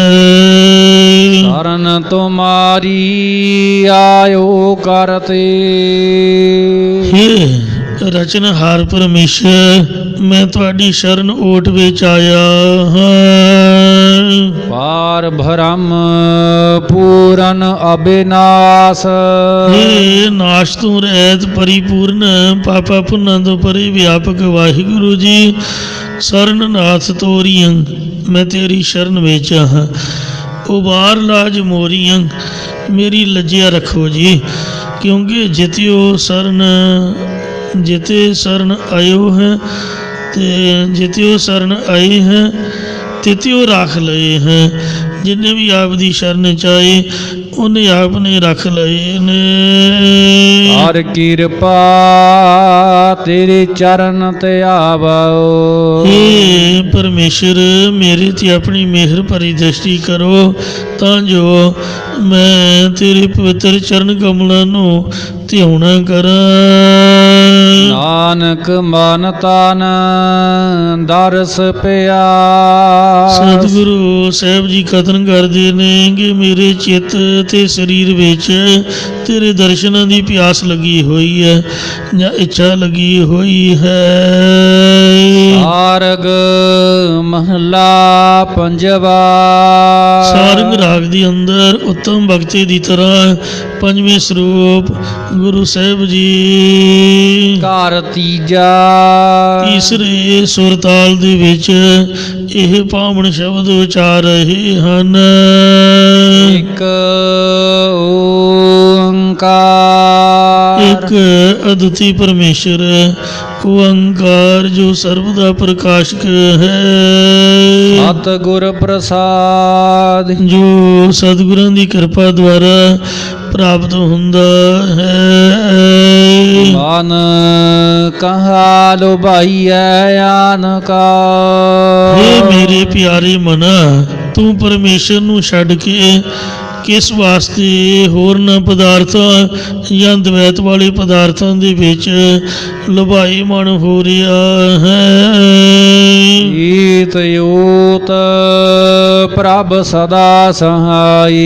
ਹੇ ਮਨਾ, ਇਸ ਲੋਕ ਤੇ ਪਰਲੋਕ ਦੇ ਵਿੱਚ ਪਰਮੇਸ਼ਰ ਹਮੇਸ਼ਾ ਸਹਾਇਤਾ ਕਰਨ ਵਾਲਾ ਹੈ। ਜੀ ਸੰਗ ਤੇਰੇ ਕਾਮ ਕਾ। ਅਤੇ ਹਿਰਦੇ ਦੇ ਨਾਲ ਰਹਿਣ ਵਾਲਾ ਹੈ। ਤੇਰੇ ਸਾਰੇ ਵਿਵਹਾਰਕ ਤੇ ਪਰਮਾਰਥ ਕਾਰਜਾਂ ਦੇ ਤਾਈਂ ਪੂਰੇ ਕਰਨ ਵਾਲਾ ਹੈ। ਵਿਸ਼ਰਾਮ ਦੇ ਕਰ ਫਰਮਾਨ ਕਰਦੇ ਹਨ। ਅੰਮ੍ਰਿਤ ਨਾਮ ਪ੍ਰਿਆ ਪ੍ਰੀਤ ਮਨੋਹਰ। ਇਹ ਮੇਰੇ ਮਨਾ, ਪਿਆਰੇ ਪਰਮੇਸ਼ਰ ਦੇ ਸੁੰਦਰ ਨਾਮ ਅੰਮ੍ਰਿਤ ਵਿੱਚ ਪ੍ਰੀਤੀ ਕਰ। ਹੈ ਅਗਾਵਨ ਪਾਨ ਕਾ। ਅਤੇ ਇਸ ਨਾਮ ਅੰਮ੍ਰਿਤ ਰੂਪ ਜਲ ਦੇ ਤਾਈਂ ਪੀਣਾ ਕਰ। ਇਹੀ ਤੇਰੀ ਆਸਾ ਰੂਪ ਭੁੱਖ ਤੇ ਤ੍ਰਿਸ਼ਨਾ ਰੂਪ ਤ੍ਰੇਹ ਨੂੰ ਮੇਟ ਕੇ ਤ੍ਰਿਪਤੀ ਕਰਨ ਵਾਲਾ ਹੈ। ਜਾਂ ਇਸ ਨਾਮ ਅੰਮ੍ਰਿਤ ਰੂਪ ਜਲ ਨੂੰ ਪੀਣ ਦੇ ਨਾਲ ਲੋਕ ਪਰਲੋਕ ਦੇ ਪਦਾਰਥਾਂ ਵੱਲੋਂ ਤ੍ਰਿਪਤ ਹੋ ਜਾਈਦਾ ਹੈ। ਕਾਲ ਮੂਰਤ ਹੈ ਸਾਧ ਸੰਤਨ ਕੀ। ਜੋ ਕਾਲ ਤੋਂ ਰਹਿਤ ਮੂਰਤ ਹਸਤੀ ਵਾਲਾ ਪਰਮੇਸ਼ਰ ਹੈ। ਸਾਧ ਸ੍ਰੇਸ਼ਟ ਮਹਾਤਮਾ ਜਨਾਂ ਦੀ ਸੰਗਤ ਹੀ ਉਸ ਦਾ ਧਿਆਨ ਕਰਨ ਵਾਸਤੇ ਆਹਰਨੀ ਕੀ ਧਿਆਨ ਕਾ ਅੱਛੀ ਠਾਹਰ ਜਗ੍ਹਾ ਹੈ। ਜੋ ਵਾਹਿਗੁਰੂ ਵਾਹਿਗੁਰੂ ਦਾ ਜਾਪ ਜਪਣਾ ਹੈ ਤਾਂ ਸਵਾਲ ਇਹ ਪੈਦਾ ਹੁੰਦਾ ਹੈ ਕਿ ਜੋ ਸਾਡਾ ਮਨ ਹੈ, ਜੋ ਕੁਝ ਵੇਖਦਾ ਹੈ, ਉਹਦੇ ਵਿੱਚ ਟਿਕਦਾ ਹੈ। ਹੁਣ ਆਪਾਂ ਵੇਖੀ ਤਾਂ ਦੁਨੀਆ ਨੂੰ ਜਾਂਦੇ ਹਾਂ, ਜਾਂ ਕੰਧਾਂ ਨੂੰ, ਕੋਲਿਆਂ ਨੂੰ, ਛੱਤਾਂ ਨੂੰ, ਕੁਝ ਨਾ ਕੁਝ ਤਾਂ ਵੇਖਾਂਗੇ। ਅੱਖਾਂ ਬੰਦ ਕਰਦਿਆਂ ਹੀ ਮੈਨੂੰ ਤਾਂ ਇਹ ਪ੍ਰੋਬਲਮ ਹੈ ਵੀ ਨੀਂਦ ਆ ਜਾਂਦੀ ਹੈ, ਜਾਂ ਉਹੀ ਭੰਬਰ ਤਾਰੇ ਦਿਖਣਗੇ। ਹੁਣ ਜਦ ਵਾਹਿਗੁਰੂ ਕਹਿਣਾ ਹੈ, ਸਾਡਾ ਸੁਭਾਅ ਹੈ ਇਨਸਾਨ ਦਾ ਕਿ ਉਹ ਕੁਝ ਸਥੂਲ ਚੀਜ਼ ਮੰਗਦਾ ਹੈ ਧਿਆਨ ਲਾਉਣ ਵਾਸਤੇ। ਧਿਆਨ ਕਿਹਦੇ 'ਚ ਲਾਉਣਾ ਹੈ? ਅੱਖਾਂ ਨੂੰ ਕਿਹਦੇ 'ਚ ਟਿਕਾਉਣਾ ਹੈ? ਨਾਨਕਸਰ ਵਾਲੇ ਗੁਰਮੁਖ ਪਿਆਰੇ ਉਹ ਸ੍ਰੀ ਗੁਰੂ ਨਾਨਕ ਦੇਵ ਮਹਾਰਾਜ ਦੀ ਫੋਟੋ ਦਾ ਧਿਆਨ ਧਾਰਦੇ ਨੇ, ਅਤੇ ਮਹਾਂਪੁਰਖਾਂ ਦੀ ਫੋਟੋ ਵੀ ਉਹਨਾਂ ਨੇ ਸ੍ਰੀ ਗੁਰੂ ਨਾਨਕ ਦੇਵ ਜੀ ਦੇ ਵਾਂਗਰ ਹੀ ਬਣਾਈ ਹੁੰਦੀ ਹੈ। ਕਹਿੰਦੇ ਵੀ ਸੰਤਾਂ ਨੂੰ ਇਹ ਦਰਸ਼ਨ ਹੋਏ ਸੀਗੇ ਅਤੇ ਮੁਸੱਵਰ ਨੂੰ ਕਹਿ ਕੇ ਉਹਨਾਂ ਨੇ ਤਸਵੀਰ ਬਣਾਈ। ਇਹ ਤਾਂ ਗੱਲ ਸਹੀ ਹੈ ਵੀ ਸੰਤਾਂ ਨੂੰ ਦਰਸ਼ਨ ਹੋਏ ਹੋਣਗੇ, ਉਹਨਾਂ ਦੱਸਿਆ ਵੀ ਸਹੀ ਹੋਊਗਾ ਵੀ ਇਸ ਤਰ੍ਹਾਂ ਦੀ ਬਣਾ, ਪਰ ਉਹਦੇ ਕੋਲ ਬਣੀ ਨਹੀਂ। ਜਿਹੜੀ ਤਸਵੀਰ ਹੈ ਮਹਾਰਾਜ ਦੀ ਦਸਤਾਰ, ਉਹ ਜਿਸ ਤਰ੍ਹਾਂ ਦੀ ਉਹਨੇ ਬਣਾਈ ਹੈ, ਗੁਰੂ ਸਾਹਿਬ ਜੀ ਇਸ ਤਰ੍ਹਾਂ ਦੀ ਨਹੀਂ ਬੰਨ੍ਹਦੇ ਹੋਣਗੇ। ਉਹ ਟੋਪੀ ਦੀ ਸ਼ਕਲ ਵਰਗੀ ਜਾਪਦੀ ਹੈ। ਦਾੜਾ ਵੀ ਕੋਈ ਬਹੁਤਾ ਵਧੀਆ ਪ੍ਰਕਾਸ਼ ਨਹੀਂ ਉਹਦੇ ਕੋਲ ਹੋਇਆ, ਕਿਉਂਕਿ ਚਿੱਤਰਕਾਰ ਤਾਂ ਇੱਕ ਇਨਸਾਨ ਹੈ। ਇਨਸਾਨ ਭਗਵਾਨ ਨੂੰ ਕੀ ਚਿੱਤਰ ਸਕਦਾ? ਰੰਗ ਰੁੰਗ ਵੀ ਉਹਦੇ 'ਚ ਇੰਨੇ ਖਾਸ ਨਹੀਂ ਭਰੇ। ਉਹ ਜਾਹੋ ਜਲਾਲ ਫੋਟੋ ਦਾ ਹੈ ਹੀ ਨਹੀਂ, ਸਾਧ ਮਰਾਦੀ ਜੀ ਹੈ ਜਿਸ ਤਰ੍ਹਾਂ ਮੇਰੇ ਵਰਗੇ ਨੇ ਬਣਾਈ ਹੋਵੇ। ਅਸਲੀ ਨਹੀਂ ਹੁੰਦੀਆਂ ਫੋਟੋਆਂ। ਜਿਹੜਾ ਸੋਭਾ ਸਿੰਘ ਚਿੱਤਰਕਾਰ ਹੋਇਆ ਹੈ, ਉਹਨੇ ਗੁਰੂ ਗੋਬਿੰਦ ਸਿੰਘ ਜੀ ਦੀ ਫੋਟੋ ਪਹਿਲਾਂ ਕਾਲੀ ਬਣਾ ਦਿੱਤੀ, ਚਿਹਰੇ ਦਾ ਰੰਗ ਕਾਲਾ ਕਰ ਦਿੱਤਾ। ਮੁੜ ਕੇ ਕਿਸੇ ਨੇ ਸਮਝਾਇਆ ਹੋਊਗਾ ਕਿ ਕਲਗੀਧਰ ਮਹਾਰਾਜ ਦੇ ਚਿਹਰੇ ਦਾ ਰੰਗ ਤਾਂ ਸੋਨਾ ਢਾਲ ਕੇ ਜਿਸ ਤਰ੍ਹਾਂ ਬਣਾਇਆ ਹੋਵੇ, ਇਸ ਤਰ੍ਹਾਂ ਬਾਣੀ 'ਚ ਲਿਖਿਆ ਸੋ ਵਨ ਢਾਲਾ ਕ੍ਰਿਸ਼ਨ ਮਾਲਾ। ਸੋਨੇ ਦੀ ਢਾਲ ਵਰਗਾ ਇੰਨਾ ਚਮਕ ਦਮਕ ਵਾਲਾ ਸੀਗਾ, ਅੱਖਾਂ 'ਚੋਂ ਦੀ ਆ ਜਾਂਦੀਆਂ ਸੀ, ਵੇਖਿਆ ਨਹੀਂ ਸੀ ਜਾਂਦਾ। ਇੱਕ ਬੀਬੀ ਅੰਨੀ ਹੋ ਗਈ, ਮਾਫ਼ ਕਰਨਾ। ਜੇ ਤੁਸੀਂ ਲਾਈਟ ਵੱਲ ਵੇਖੋਗੇ, ਮੇਰੇ ਨਾਲ ਭਾਈ ਤਰਸੇਮ ਸਿੰਘ ਜੀ ਪਾਠ ਕਰਾਉਣ ਆਉਂਦੇ ਨੇ, ਆਉਂਦਿਆਂ ਸਾਰੀ ਉਹ ਕਹਿੰਦੇ ਵੀ ਲਾਈਟ ਬੰਦ ਕਰ ਦਿਓ ਜਿਹੜੀ ਸਾਹਮਣੇ ਲੱਗੀ ਹੈ। ਜੇ ਤਾਂ ਠਾਂ ਵੇਖੋ, ਚੇਤਾ ਭੁਲਾ ਲਓ ਵੀ ਜੋ ਮਰਜ਼ੀ ਜਗ ਰਿਹਾ ਜਾਂ ਨਹੀਂ, ਫਿਰ ਤਾਂ ਨਹੀਂ ਕੋਈ ਗੱਲ। ਜੇ ਸਾਡੇ ਮਨ 'ਚ ਆ ਗਿਆ ਵੀ ਲਾਈਟ ਜਗ ਰਹੀ ਹੈ, ਲਾਈਟ ਵੱਲ ਵੇਖਾਂਗੇ, ਅੱਖਾਂ ਅੰਨੀਆਂ ਹੋ ਜਾਣਗੀਆਂ, ਦਿਖੂਗਾ ਨਹੀਂ, ਥੱਲੇ ਅੱਖਰ ਨਹੀਂ ਦਿਸਣਗੇ। ਲਾਈਟ ਦੀ ਜ਼ਰੂਰਤ ਤਾਂ ਹੈ, ਪਰ ਅੱਖਾਂ ਲਾਈਟ ਵੱਲ ਚੰਗੀ ਤਰ੍ਹਾਂ ਨਹੀਂ ਦੇਖ ਸਕਦੀਆਂ, ਸੂਰਜ ਵੱਲ ਨਹੀਂ ਵੇਖਿਆ ਜਾਂਦਾ। ਕਿਉਂ? ਇੱਕ ਬੀਬੀ ਮਹਾਂਪੁਰਖਾਂ ਕੋਲ ਆਈ, ਕਹਿੰਦੀ ਬਾਬਾ ਜੀ ਮੈਨੂੰ ਕਲਗੀਧਰ ਨੇ ਦਰਸ਼ਨ ਦਿੱਤੇ ਅਤੇ ਮੈਂ ਤਾਂ ਅੰਨੀ ਹੋ ਗਈ ਜੀ, ਮੇਰੀ ਅਰਦਾਸ ਕਰੋ। ਭਾਂਡਾ ਛੋਟਾ ਹੋਵੇ, ਵਸਤੂ ਜ਼ਿਆਦਾ ਪੈ ਜਾਏ ਅਤੇ ਉਹ ਫਿਰ ਭਾਂਡੇ ਤੋਂ ਬਾਹਰ ਆ ਜਾਂਦੀ ਹੈ। ਦਰਸ਼ਨ ਕਰਨ ਵਾਲੀ ਆਤਮਾ ਹੋਣੀ ਚਾਹੀਦੀ ਹੈ, ਹਿਰਦਾ ਜੋ ਆਤਮਾ ਸਟਰੋਂਗ ਹੋਣੀ ਚਾਹੀਦੀ ਹੈ, ਭਜਨ ਬੰਦਗੀ ਵਾਲੀ, ਫਿਰ ਹੀ ਉਹ ਸਹਾਰ ਸਕਦੀ ਹੈ। ਫਿਰ ਸਰਦਾਰ ਸੋਭਾ ਸਿੰਘ ਨੇ ਸੋਹਣੀ ਫੋਟੋ ਬਣਾਈ, ਉਹਦੀ ਕਲਮ ਦੇ ਵਿੱਚ, ਉਹਦੇ ਬੁਰਸ਼ ਦੇ ਵਿੱਚ ਇੰਨੀ ਤਾਕਤ ਹੈ ਵੀ ਇਉਂ ਜਾਪਦਾ ਜਿਸ ਤਰ੍ਹਾਂ ਮਹਾਰਾਜ ਸਾਹਮਣੇ ਬੈਠੇ ਹੋਣ। ਸੋਭਾ ਸੋਹਣੀਆਂ ਬੜੀਆਂ ਤਸਵੀਰਾਂ ਸਾਧ ਸੰਗਤ ਜੀ ਉਹ ਬੜੀਆਂ ਸੁੰਦਰ ਲੱਗਦੀਆਂ ਨੇ। ਇੱਕ ਹਜ਼ੂਰ ਸਾਹਿਬ ਦੀ ਫੋਟੋ ਬੜੀ ਪ੍ਰਸਿੱਧ ਹੈ। ਇੱਕ ਵਾਰ ਮੈਂ ਆਪਦੇ ਉਸਤਾਦ ਨੂੰ ਪੁੱਛਿਆ, ਮੈਂ ਕਿਹਾ ਵੀ ਤੁਸੀਂ ਕਹਿੰਦੇ ਹੋ ਗੁਰੂ ਗੋਬਿੰਦ ਸਿੰਘ ਮਹਾਰਾਜ ਨੇ ਅੰਮ੍ਰਿਤ ਛਕਾਇਆ, ਪੰਜਾਂ ਪਿਆਰਿਆਂ ਦੀ ਵੀ ਸਿੱਖਿਆ ਵੀ 2 ਰੰਗ ਨਹੀਂ ਪਾਉਣੇ, ਇੱਕ ਲਾਲ ਅਤੇ ਇੱਕ ਹਰਿਆ। ਅਤੇ ਮਹਾਂਪੁਰਖਾਂ ਬਾਰੇ ਗੱਲ ਪ੍ਰਸਿੱਧ ਹੈ ਵੀ ਹਜ਼ੂਰ ਸਾਹਿਬ ਵਾਲੀ ਜਿਹੜੀ ਫੋਟੋ ਆ ਸੱਚਖੰਡ ਦੇ ਉੱਪਰ ਲੱਗੀ ਹੋਈ, ਉਹ ਅਸਲੀ ਦੇ ਨਾਲ ਕੁਝ ਮੇਲ ਖਾਂਦੀ ਹੈ। ਮੈਨੂੰ ਤਾਂ ਇਹ ਵੀ ਨਹੀਂ ਚੰਗੀ ਜਾਪਦੀ। ਉਹ ਗੋਡੀਆਂ ਜਿਹੀਆਂ ਮੋਧੀਆਂ ਮਾਰੀਆਂ ਹੋਈਆਂ ਨੇ, ਛੋਟਾ ਜਿਹਾ ਸਰੀਰ ਜਿਹਾ ਅਤੇ ਹਰੇ ਜਿਹੇ ਕੱਪੜੇ ਕੁਚੋਲਾ ਪਾਇਆ ਹੋਇਆ, ਕੱਸਿਆ ਮੱਸਿਆ ਜਿਹਾ। ਹਰਿਆ ਰੰਗ ਤਾਂ ਗੁਰੂ ਜੀ ਮਨਾ ਕਰਦੇ ਸੀਗੇ, ਅਤੇ ਗੁਰੂ ਗੋਬਿੰਦ ਸਿੰਘ ਦਾ ਚੋਲਾ ਹਰਿਆ। ਉਹਨਾਂ ਨੇ ਜਵਾਬ ਦਿੱਤਾ ਕਿ ਜਿਹੜੇ ਵੱਡੇ ਮਹਾਂਪੁਰਖ ਹੁੰਦੇ ਹਨ, ਸੰਸਾਰ ਦੇ ਪੂਜਨੀਕ ਹੁੰਦੇ ਨੇ, ਉਹ ਵਾਹਿਗੁਰੂ ਦੇ ਹੁਕਮ 'ਚ ਰਹਿੰਦੇ ਨੇ। ਸੰਗਤਾਂ ਦੀ ਸ਼ਰਧਾ ਪਿਆਰ ਨਾਲ ਜਿਹੜੀ ਭੇਟ ਆ ਜਾਵੇ ਅਤੇ ਉਹਨੂੰ ਪ੍ਰਵਾਨ ਕਰਦੇ ਨੇ। ਜਿਵੇਂ ਬੁੱਢਣ ਸ਼ਾਹ ਦਾ ਬੱਕਰੀ ਦਾ ਦੁੱਧ ਪੀਤਾ, ਜ਼ਰੂਰੀ ਨਹੀਂ ਸੀ ਵੀ ਮਹਾਰਾਜ ਬੱਕਰੀ ਦਾ ਹੀ ਦੁੱਧ ਪਸੰਦ ਕਰਦੇ ਸੀ। ਹੁਣ ਬੁੱਢਣ ਸ਼ਾਹ ਨੇ ਭੇਟਾ ਹੀ ਉਹ ਕੀਤਾ, ਅਤੇ ਫਿਰ ਮਹਾਰਾਜ ਨੇ ਵੈਸੇ ਪਹਿਲੇ ਸਰੂਪ 'ਚ ਆਖਿਆ ਵੀ 6ਵੇਂ ਸਰੂਪ 'ਚ ਪੀਆਂਗੇ। ਫਿਰ ਉਹ ਭਾਈ ਗੁਰਦਿੱਤੇ ਜੀ ਨੂੰ ਛਕਾਇਆ। ਇਉਂ ਚੋਲਾ ਕਿਸੇ ਮੁਸਲਮਾਨ ਨੇ ਹਰਿਆ ਲੈ ਆਉਂਦਾ ਹੋਊਗਾ। ਮੈਨੂੰ ਬਾਅਦ 'ਚ ਪਤਾ ਲੱਗਾ ਵੀ ਉਹ ਜਿਹੜੀ ਫੋਟੋ ਬਣਾਈ ਹੈ ਉਹ ਬਣਾਈ ਮੁਸਲਮਾਨ ਨੇ। ਜ਼ਰੂਰੀ ਸੀ ਵੀ ਮਹਾਰਾਜ ਨੇ ਹਰਿਆ ਚੋਲਾ ਪਾਇਆ ਹੋਊਗਾ, ਪਰ ਮੁਸਲਮਾਨ ਹਰਿਆ ਰੰਗ ਪਸੰਦ ਕਰਦੇ ਨੇ, ਉਹਨੇ ਚੋਲਾ ਮਹਾਰਾਜ ਦਾ ਹਰਿਆ ਬਣਾ ਦਿੱਤਾ। ਅਤੇ ਜੇ ਹਰਿਆ ਪਾਇਆ ਵੀ ਹੋਊਗਾ, ਕਿਸੇ ਪ੍ਰੇਮੀ ਨੇ ਕੀ ਪਤਾ ਭੇਟਾ ਕਰ ਦਿੱਤਾ ਹੋਊਗਾ। ਕਹਿਣ ਤੋਂ ਭਾਵ ਇਹ ਹੈ ਵੀ ਫੋਟੋ ਮੈਨੂੰ ਤਾਂ ਕੋਈ ਅਸਲੀ ਜਾਪੀ ਨਹੀਂ। ਇਸ ਲਈ ਹੁਣ ਧਿਆਨ ਕਿਹਦਾ ਧਾਰੀਏ, ਇਹ ਸਵਾਲ ਪੈਦਾ ਹੁੰਦਾ। ਮਨ 'ਚੋਂ ਹੀ ਸੋਚ ਆਈ ਵੀ ਬਾਣੀ ਗੁਰੂ, ਗੁਰੂ ਹੈ ਬਾਣੀ ਵਿੱਚ ਬਾਣੀ ਅੰਮ੍ਰਿਤ ਸਾਰੇ, ਸਭ ਸਿੱਖਣ ਕੋ ਹੁਕਮ ਹੈ ਗੁਰੂ ਮਾਨਿਓ ਗ੍ਰੰਥ।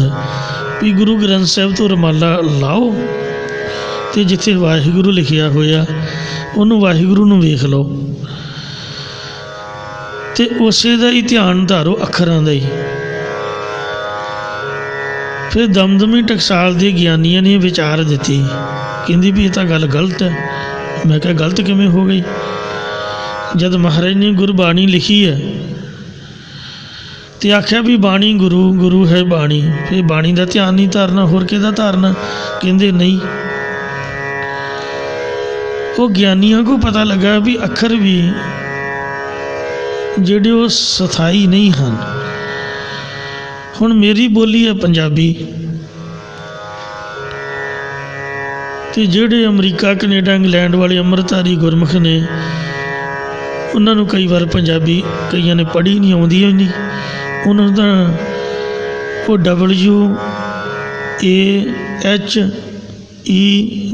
WAHEGURU ਇਹ ਅੱਖਰ ਲਿਖ ਕੇ ਦੱਸਣਾ ਪਊਗਾ, ਤਾਂ ਉਹਨਾਂ ਨੂੰ ਸਮਝ ਆਊਗੀ ਵੀ ਵਾਹਿਗੁਰੂ ਹੈ। ਅੰਗਰੇਜ਼ੀ 'ਚ ਅੱਖਰ ਬਦਲ ਗਏ।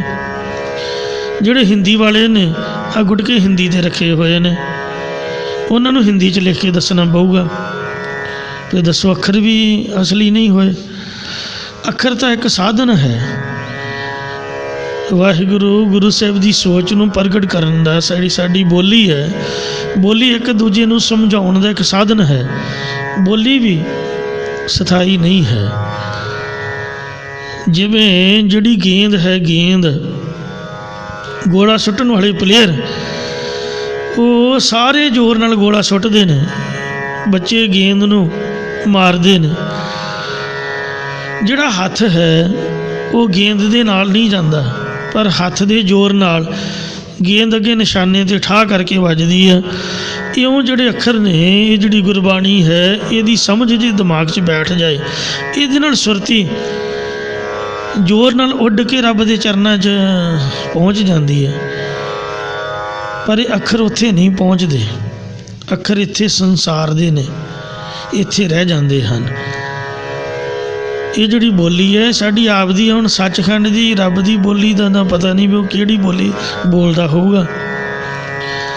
ਜਿਹੜੇ ਇੰਗਲਿਸ਼ਮੈਨ ਗੋਰੇ ਨੇ ਉਹ ਵੀ ਰੱਬ ਨੂੰ ਯਾਦ ਕਰਦੇ ਨੇ, ਉਹਨਾਂ ਦੀ ਬੋਲੀ 'ਚ ਮਹਾਰਾਜ ਉਹਨਾਂ ਨੂੰ ਜੇ ਕੋਈ ਬਚਨ ਕਰਦਾ ਹੋਊਗਾ ਤਾਂ ਉਹਦੇ ਨਾਲ ਉਸ ਤਰ੍ਹਾਂ ਕਰਦਾ ਹੋਊਗਾ।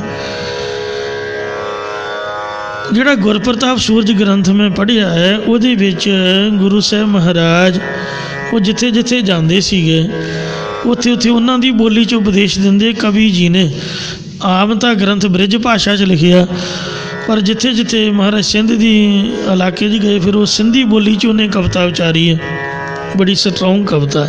ਬਾਣੀ ਵਿੱਚ ਵੀ ਯਾ ਕਰਜ ਗੁਫਤਮ ਪੇਸਤੂ ਦਰਗੋਸ ਕੁਨ ਕਰਤਾਰ, ਮਤਲਬ ਗੁਰੂ ਸਾਹਿਬ ਦੀ ਵਾਹਿਗੁਰੂ ਦੀ ਕੋਈ ਆਪਦੀ ਨਹੀਂ ਬੋਲੀ, ਜਿਸ ਤਰ੍ਹਾਂ ਦਾ ਕੋਈ ਬੰਦਾ ਉਹਨੂੰ ਯਾਦ ਕਰਦਾ, ਜਿਸ ਤਰ੍ਹਾਂ ਦੀ ਕਿਸੇ ਦੀ ਸੋਚ ਹੈ ਉਹਦੀ ਸ਼ਰਧਾ ਪੂਰੀ ਕਰਨ ਵਾਸਤੇ ਉਹਨੂੰ ਉਸੇ ਤਰ੍ਹਾਂ ਹੀ ਸਮਝਾਉਂਦਾ, ਉਸ ਤਰ੍ਹਾਂ ਉਹਨੂੰ ਦਰਸ਼ਨ ਦਿੰਦਾ। ਅਤੇ ਇਸ ਲਈ ਮਹਾਰਾਜ ਕੋਈ ਸਰੀਰ ਵੀ ਨਹੀਂ ਹੈ, ਜੇ ਆਪਾਂ ਕਹੀਏ ਵੀ ਜਿਸ ਤਰ੍ਹਾਂ ਦੀ ਫੋਟੋ ਉਸ ਤਰ੍ਹਾਂ ਦਾ ਹੀ ਰੱਬ ਹੋਊਗਾ। ਇਹ ਤਾਂ ਕਿ ਸਥੂਲ ਸਰੀਰ ਗੁਰੂ ਸਾਹਿਬ ਨੇ ਸੰਤਾਂ ਭਗਤਾਂ ਦੀ ਰਕਸ਼ਾ ਲਈ ਧਾਰਿਆ। ਇਹ ਜਿਹੜੀ ਗੁਰਬਾਣੀ ਦੇ ਅੱਖਰ ਨੇ, ਇਹ ਅੱਖਰ ਮਹਾਰਾਜ ਦੀ ਸੋਚ ਨੂੰ ਪ੍ਰਗਟ ਕਰਨ ਵਾਸਤੇ, ਅੱਖਰਾਂ ਤੋਂ ਬਗੈਰ ਸੋ ਜਿਹੜਾ ਇਲਹਾਮ ਸੀਗਾ, ਧੁਰ ਕੀ ਬਾਣੀ ਵਾਹਿਗੁਰੂ ਦੇ ਬਚਨ ਸੀਗੇ, ਉਹ ਸਾਂਭੇ ਨਹੀਂ ਸੀ ਜਾ ਸਕਦੇ। ਇਸ ਲਈ ਕਾਗਜ਼ 'ਤੇ ਗੁਰੂ ਸਾਹਿਬ ਨੇ ਅੱਖਰਾਂ ਦੇ ਵਿੱਚ ਉਹ ਪਰਮਾਤਮਾ ਦੀ ਸੋਚ ਨੂੰ ਸਾਂਭਿਆ ਹੋਇਆ ਹੈ। ਤੋ ਵਿਚਾਰਧਾਰਾ ਜਿਹੜੀ ਹੈ ਉਹ ਵਾਹਿਗੁਰੂ ਪਰਮਾਤਮਾ ਦੀ ਪ੍ਰਾਪਤੀ ਵਾਲੀ, ਚੰਗੇ ਬਣਨ ਵਾਲੀ ਗੁਰਮੁਖੀ ਅੱਖਰਾਂ ਦੇ ਵਿੱਚ ਹੈ। ਇਸ ਲਈ ਗੁਰਮੁਖੀ ਅੱਖਰਾਂ ਦਾ ਆਪਾਂ ਸਤਿਕਾਰ ਕਰਦੇ ਹਾਂ, ਪੈਰਾਂ ਥੱਲੇ ਨਹੀਂ ਰੁਲਣ ਦਿੰਦੇ, ਅਤੇ ਗੁਰਮੁਖੀ ਅੱਖਰਾਂ ਦੇ ਰਾਹੀਂ ਮਹਾਰਾਜ ਦੀ ਵਿਚਾਰਧਾਰਾ ਨੂੰ ਪੜ੍ਹਦੇ ਹਾਂ, ਸੁਣਦੇ ਹਾਂ। ਧਾਰਨ ਕਰਨ ਵਾਲਿਆਂ ਦੇ ਬੇੜੇ ਪਾਰ ਹੋ ਜਾਂਦੇ ਨੇ, ਪਰ ਰੱਬ ਤਾਂ ਪ੍ਰਕਾਸ਼ ਰੂਪ ਹੈ। ਜਹ ਗਿਆਨ ਪ੍ਰਗਾਸ ਅਗਿਆਨ ਮਿਟੰਤ, ਅਤੇ ਸ਼ਬਦ ਅਤੇ ਸੁਰਤ ਦਾ ਜਦ ਮਿਲਾਪ ਹੋ ਜਾਏ, ਸਾਚੀ ਲਵੈ ਬਿਨ ਦੇਹ ਨਿਮਾਣੀ, ਦੇਹ ਨਿਮਾਣੀ ਲਵੈ ਬਾਝੋਂ ਕਿਆ ਕਰੇ ਵਿਚਾਰੀਆ, ਤੁਧ ਬਾਝ ਸਮਰਥ ਕੋਇ ਨਾਹੀ, ਕਿਰਪਾ ਕਰ ਬਣਵਾਰੀਆ, ਇਸ ਨੂੰ ਹੁਰਥਾਉ ਨਾਹੀ, ਸ਼ਬਦ ਲਾਗ ਸਵਾਰੀਆ, ਕਹਿ ਨਾਨਕ ਲਵੈ ਬਾਝੋਂ ਕਿਆ ਕਰੇ ਵਿਚਾਰੀਆ। ਮਤਲਬ ਜਿਹੜਾ ਧਿਆਨ ਹੈ ਉਹ ਵਾਵੇ ਕੰਨਾ ਹਾਹੇ ਸਿਆਰੀ ਗੱਗੀ ਅੰਕੁਰ ਰਾਰੇ ਦਲੈਂਕੜ, ਅੱਖਰਾਂ ਦੇ ਵਿੱਚ ਵੀ ਸਥਾਈ ਨਹੀਂ ਹੈ, ਅਤੇ ਜਿਹੜੀ ਫੋਟੋ ਹੈ ਉਹਦਾ ਵੀ ਸਥਾਈ ਨਹੀਂ ਹੈ। ਇਉਂ ਪ੍ਰਕਾਸ਼ ਅਜੇ ਦਿਖਦਾ ਕੋਈ ਨਹੀਂ, ਸਾਡੀ ਅੱਖਾਂ ਅੱਗੇ ਹਨੇਰਾ ਹੈ। ਇਸ ਲਈ ਜਿਹੜੀ ਸੋਚ ਹੈ ਵਾਹਿਗੁਰੂ ਮੰਤਰ ਦੇ ਵਿੱਚ, ਜਿਹੜਾ ਸਿਧਾਂਤ ਹੈ, ਜਿਹੜੇ ਅਰਥ ਲਿਖੇ ਹੋਏ ਨੇ, ਵਾਹੇ ਨਾਮ ਅਚਰਜ ਕੋ ਹੋਈ, ਅਚਰਜ ਤੇ ਪਰ ਉਕਤ ਨਾ ਕੋਈ, ਗੋ ਨਾਮ ਅੰਧਕਾਰ ਕੋ ਜਾਨੋ, ਰੂਹ ਨਾਮ ਪ੍ਰਕਾਸ਼ ਸੋ ਠਾਨੋ। ਇਹ ਮਨ ਦੇ ਟਿਕਾਉਣ ਵਾਸਤੇ ਅਰਥਾਂ ਦੇ ਵਿੱਚ ਧਿਆਨ ਜੋੜੇ, ਅਰ ਦੋਵੇਂ ਹੱਥ ਜੋੜ ਕੇ ਸਮਝ ਲਓ ਵਾਹਿਗੁਰੂ ਕਹਿ ਕੇ ਅਰਦਾਸ ਕਰੇ ਕਿ ਇਹ ਅਚਰਜ ਪਰਮਾਤਮਾ, ਤੂੰ ਅਗਿਆਨ ਦਾ ਹਨੇਰਾ ਦੂਰ ਕਰਕੇ ਅਤੇ ਸੰਤਾਂ ਭਗਤਾਂ ਦੇ ਹਿਰਦਿਆਂ 'ਚ ਅਚਰਜ ਸਰੂਪ ਪ੍ਰਗਟ ਕਰਨੇ ਵਾਲਾ, ਮੇਰੇ ਹਿਰਦੇ ਵਿੱਚ ਵੀ ਗਿਆਨ ਦਾ ਪ੍ਰਕਾਸ਼ ਕਰ। ਜਦ ਗਿਆਨ ਨੂੰ ਧਿਆਨ ਧਾਰਾਂਗੇ, ਗਿਆਨ ਗੁਰੂ ਆਤਮ ਉਪਦੇਸੋ, ਅਸਲ 'ਚ ਗੁਰੂ ਗਿਆਨ ਹੈ, ਜਿਹੜਾ ਗਿਆਨ ਅੱਖਰਾਂ 'ਚ ਸਾਂਭਿਆ ਹੋਇਆ ਹੈ। ਇਉਂ ਆਤਮ ਮਨ ਨੂੰ ਉਪਦੇਸ਼ ਦੇਵੋ, ਗਿਆਨ ਨੂੰ ਗੁਰੂ ਬਣਾਓ। ਗਿਆਨ ਗੁਰੂ ਆਤਮ ਉਪਦੇਸੋ, ਨਾਮ ਵਿਭੂਤ ਲਗਾਓ, ਨਾਮ ਦੀ ਵਿਭੂਤੀ ਮਹਾਰਾਜ ਕਹਿੰਦੇ ਲਗਾਉਣੀ ਕਰੋ। ਜਦ ਸ਼ਬਦ ਦੇ ਵਿੱਚ ਸੁਰਤ ਜੁੜ ਗਈ ਤਾਂ ਸ਼ਬਦ ਸੁਰਤ ਨੂੰ ਗੇਂਦ ਦੀ ਤਰ੍ਹਾਂ ਪਕੜ ਕੇ ਰੱਬ ਦੇ ਚਰਨਾਂ 'ਚ ਠਾਹ ਕਰਕੇ ਪਹੁੰਚਾ ਦੇਊਗਾ। ਭਾਵੇਂ ਉੱਥੇ ਜਿਹੜਾ ਸ਼ਬਦ ਹੈ ਉਹ ਵੀ ਲੀਨ ਹੋ ਜਾਂਦਾ ਅਤੇ ਫਿਰ ਪ੍ਰਕਾਸ਼ ਹੀ ਪ੍ਰਕਾਸ਼ ਰਹਿ ਜਾਂਦਾ। ਉਹ ਅਵਸਥਾ ਜਪਜੀ ਸਾਹਿਬ 'ਚ ਮਹਾਰਾਜ ਨੇ ਲਿਖੀ ਹੈ, ਤਿੱਥੈ ਲੋ ਲੋ ਆਕਾਰ, ਉੱਥੇ ਫਿਰ ਆਕਾਸ਼ ਦੇ ਵਾਹਿਗੁਰੂ ਪ੍ਰਕਾਸ਼ ਦੇ ਹੀ ਆਕਾਰ ਰਹਿ ਜਾਂਦੇ ਨੇ, ਉੱਥੇ ਕੋਈ ਸਥੂਲ ਆਕਾਰ ਨਹੀਂ ਰਹਿ ਜਾਂਦਾ। ਜਿਹੜੀ ਸਥੂਲ ਵਸਤੂ ਹੈ ਉਹ ਨਾਸ਼ਵੰਤ ਹੈ, ਉਹ ਮਾਇਆ ਵੀ ਰੂਪ ਧਾਰ ਸਕਦੀ ਹੈ। ਮਾਇਆ ਆਪਦੇ ਕਈ ਰੂਪ ਦਿਖਾਉਂਦੀ ਹੈ, ਦੇਵੀ ਦੇਵਤਿਆਂ ਦਾ ਰੂਪ ਵੀ ਬਣ ਕੇ ਆ ਸਕਦੀ ਹੈ, ਗੁਰੂਆਂ ਦਾ ਰੂਪ ਵੀ ਬਣਾ ਕੇ ਭਰਮਾ ਸਕਦੀ ਹੈ। ਇਸ ਲਈ ਸੋ ਉੱਥੇ ਕੋਈ ਆਕਾਰ ਨਹੀਂ, ਉੱਥੇ ਤਾਂ ਪ੍ਰਕਾਸ਼ ਹੀ ਪ੍ਰਕਾਸ਼ ਹੈ। ਇਉਂ ਮਹਾਰਾਜ ਅਕਾਲ ਪੁਰਖ ਪਰਮਾਤਮਾ ਅਸਲ 'ਚ ਹੈ ਤਾਂ ਪ੍ਰਕਾਸ਼ ਰੂਪ, ਪਰ ਜਿਹਨੇ ਉਹਨੇ 10 ਰੂਪ ਧਾਰੇ ਨੇ, ਆਪ ਨਾਰਾਇਣ ਕਲਾ ਧਾਰ, ਜਗ ਮੈਂ ਪਰਵਰਿਓ, ਨਿਰੰਕਾਰ ਆਕਾਰ, ਜੋਤ ਜਗ ਮੰਡਲ ਕਰਿਓ। ਉਹ ਸੰਤਾਂ ਭਗਤਾਂ ਨੂੰ ਦਰਸ਼ਨ ਦੇਣ ਵਾਸਤੇ ਮਹਾਰਾਜ ਨੇ ਧਾਰਨ ਕੀਤੇ ਨੇ। ਸ਼ਬਦ ਦਾ ਜਾਪ ਕਰਦੇ ਆ, ਜੇ ਮਹਾਰਾਜ ਦੇ ਦਰਸ਼ਨ ਹੋਣ ਤਾਂ ਵਾਹ ਭਲੀ, ਤੇ ਨਹੀਂ ਤਾਂ ਫੋਟੋ ਰੱਖ ਕੇ ਕੋਈ ਧਿਆਨ ਧਾਰਨ ਦਾ ਮਤਲਬ ਨਹੀਂ ਹੈ। ਕਹਿੰਦੇ ਕਾਲ ਤੋਂ ਰਹਿਤ ਤੋਂ ਹਸਤੀ ਵਾਲਾ ਪਰਮੇਸ਼ਰ ਸ੍ਰੇਸ਼ਟ ਮਹਾਤਮਾ ਜਿਹਨਾਂ ਦੀ ਸੰਗਤ ਹੈ, ਉਸ ਦਾ ਧਿਆਨ ਕਰਨ ਵਾਸਤੇ ਅੱਛੀ ਜਗ੍ਹਾ ਹੈ। ਮਤਲਬ ਸੰਗਤ ਦੇ ਵਿੱਚ ਬੈਠ ਕੇ ਵਾਹਿਗੁਰੂ ਦਾ ਜਾਪ ਜਪੋ ਅਤੇ ਸ਼ਬਦ ਦੇ ਵਿੱਚ ਆਪਦੀ ਸੁਰਤ ਨੂੰ ਜੋੜੋ। ਮਹਾਰਾਜ ਨੇ ਕਹਿੰਦੇ ਆ, ਗਾਵੀਆ ਸੁਣੀਏ ਮਨ ਰੱਖੀਏ ਭਾਵ। ਜੋ ਗਾਉਂਦੇ ਉਹਨੂੰ ਸੁਣੋ, ਆਪਦਾ ਧਿਆਨ ਸੁਣਨ ਦੇ ਵਿੱਚ ਲਾਓ, ਸਾਊਂਡ ਦੇ ਵਿੱਚ, ਆਵਾਜ਼ ਦੇ ਵਿੱਚ, ਤਾਂ ਮਨ ਦਾ ਟਿਕਾਓ ਹੋਵੇਗਾ। ਇਹੀ ਜਗ੍ਹਾ ਅੱਛੀ ਹੈ ਜੋ ਸੰਗਤ ਦੇ ਵਿੱਚ ਗੁਰੂ ਸਾਹਿਬ ਨੇ ਬਖਸ਼ੀ ਹੈ। ਬਾਣੀ ਮੰਤਰ ਮਹਾਪੁਰਖਨ ਕੀ। ਵੱਡੇ ਪੁਰਖਾਂ ਭਾਵ ਵੱਡੇ ਸਤਿਗੁਰਾਂ ਦੀ ਉਪਦੇਸ਼ ਰੂਪ ਨਾਮ ਅੰਮ੍ਰਿਤ ਬਾਣੀ ਮਨ ਦੇ ਵਿੱਚੋਂ ਮਨ ਹੈ ਉਤਾਰਨ ਮਾਨ ਕਾ। ਇਹ ਮਾਨ ਰੂਪ ਜ਼ਹਿਰ ਦੀ ਉਤਾਰਨ ਵਾਲੀ ਹੈ। ਮਤਲਬ ਕਿਸੇ ਨੂੰ ਸੱਪ ਲੜ ਜਾਏ ਤੇ ਗਾਰੜੂ ਮੰਤਰ ਪੜ੍ਹਦੇ ਨੇ, ਜਾਂ ਜੋਗੀ ਲੋਕ ਹੋਰ ਮੰਤਰ ਮਾਰਦੇ ਨੇ, ਜਿਹਨੂੰ ਕਹਿੰਦੇ ਵੀ ਝਾੜਾ ਕਰ ਦਿਓ, ਅਸੀਂ ਕਹਿੰਦੇ ਫਾਂਡਾ ਕੱਢ ਦਿਓ, ਤੁਸੀਂ ਕਹਿੰਦੇ ਹੋ ਹੱਥ ਹੌਲਾ ਕਰ ਦਿਓ, ਕਈ ਕਹਿੰਦੇ ਹਥੌੜਾ ਕਰ ਦਿਓ, ਇੱਕੋ ਹੀ ਗੱਲ ਹੈ। ਉਹ ਪਤਾ ਨਹੀਂ ਕੀ ਪੜ੍ਹਦੇ ਨੇ। ਅਤੇ ਮੈਨੂੰ ਤਾਂ ਇੱਕ ਵਾਰ ਇਹੀ ਸੁਣਿਆ, ਇੰਦਰਾ ਜਗੰਦਰਾ ਨਿਕਲ ਜਗੰਦਰਾ, ਪਤਾ ਨਹੀਂ ਕੀ ਪੜ੍ਹਦੇ ਨੇ। ਉਹ ਮੰਤਰ ਪੜ੍ਹ ਕੇ ਅਤੇ ਜ਼ਹਿਰ ਉਤਾਰ ਦਿੰਦੇ ਨੇ। ਇਹ ਜਿਹੜੀ ਗੁਰਬਾਣੀ ਹੈ, ਉਹ ਸਾਡੇ ਇੱਕ ਰਿਸ਼ਤੇਦਾਰ ਨੂੰ ਕੋਈ ਭੂਤ ਪ੍ਰੇਤ ਬੜੇ ਤੰਗ ਕਰਦੇ ਹੁੰਦੇ, ਅਤੇ ਕਈ ਵਾਰ ਉਹਨੂੰ ਵਡਭਾਗ ਸਿੰਘ ਅਤੇ ਉਹ ਦਾਦੀ ਸਾਡੀ ਦੱਸਦੀ ਵੀ ਲੈ ਕੇ ਗਏ, ਉੱਥੋਂ ਹੋਰ ਚੰਬੜ ਜਾਣੇ, ਬੜਾ ਮੁਸ਼ਕਿਲ ਬਣੀ। ਅਤੇ ਜਦੋਂ ਨਿਆਣੇ ਵੱਡੇ ਹੋਏ ਅਤੇ ਮੈਂ ਉਹਨਾਂ ਨੂੰ ਆਖਿਆ ਵੀ ਅੰਮ੍ਰਿਤ ਛਕ ਲਓ ਭਾਈ। ਅੰਮ੍ਰਿਤ ਛਕਾ ਕੇ ਮੈਂ ਕਿਹਾ ਵੀ ਗੁਟਕਾ ਫੜੋ, ਜਪਜੀ ਸਾਹਿਬ ਪੜ੍ਹੋ, ਨਾਲ ਰੌਲ 'ਤੇ ਲਾ ਲੈਣਾ ਜਪਜੀ ਸਾਹਿਬ ਦੇ ਪਾਠ 'ਤੇ। ਅਤੇ ਫਿਰ ਉਹਨਾਂ ਨੂੰ ਬੇਨਤੀ ਕੀਤੀ ਵੀ ਕਿਸੇ ਬਾਬੇ ਬੂਬੇ ਕੋਲ ਜਾਈਏ ਅਤੇ ਉਹ ਜਾਲੀ ਕਰਕੇ ਦਿੰਦਾ, ਤੁਸੀਂ ਆਪ ਹੀ ਜਲ ਬਣਾ ਲਿਆ ਕਰੋ। ਕਹਿੰਦੇ ਦੱਸੋ ਜੀ। ਮੈਂ ਕਿਹਾ ਜਪਜੀ ਸਾਹਿਬ ਦਾ ਪਾਠ ਪੜ੍ਹ ਦਿਆ ਕਰੋ ਆਪਦੀ ਮਾਂ ਕੋਲ।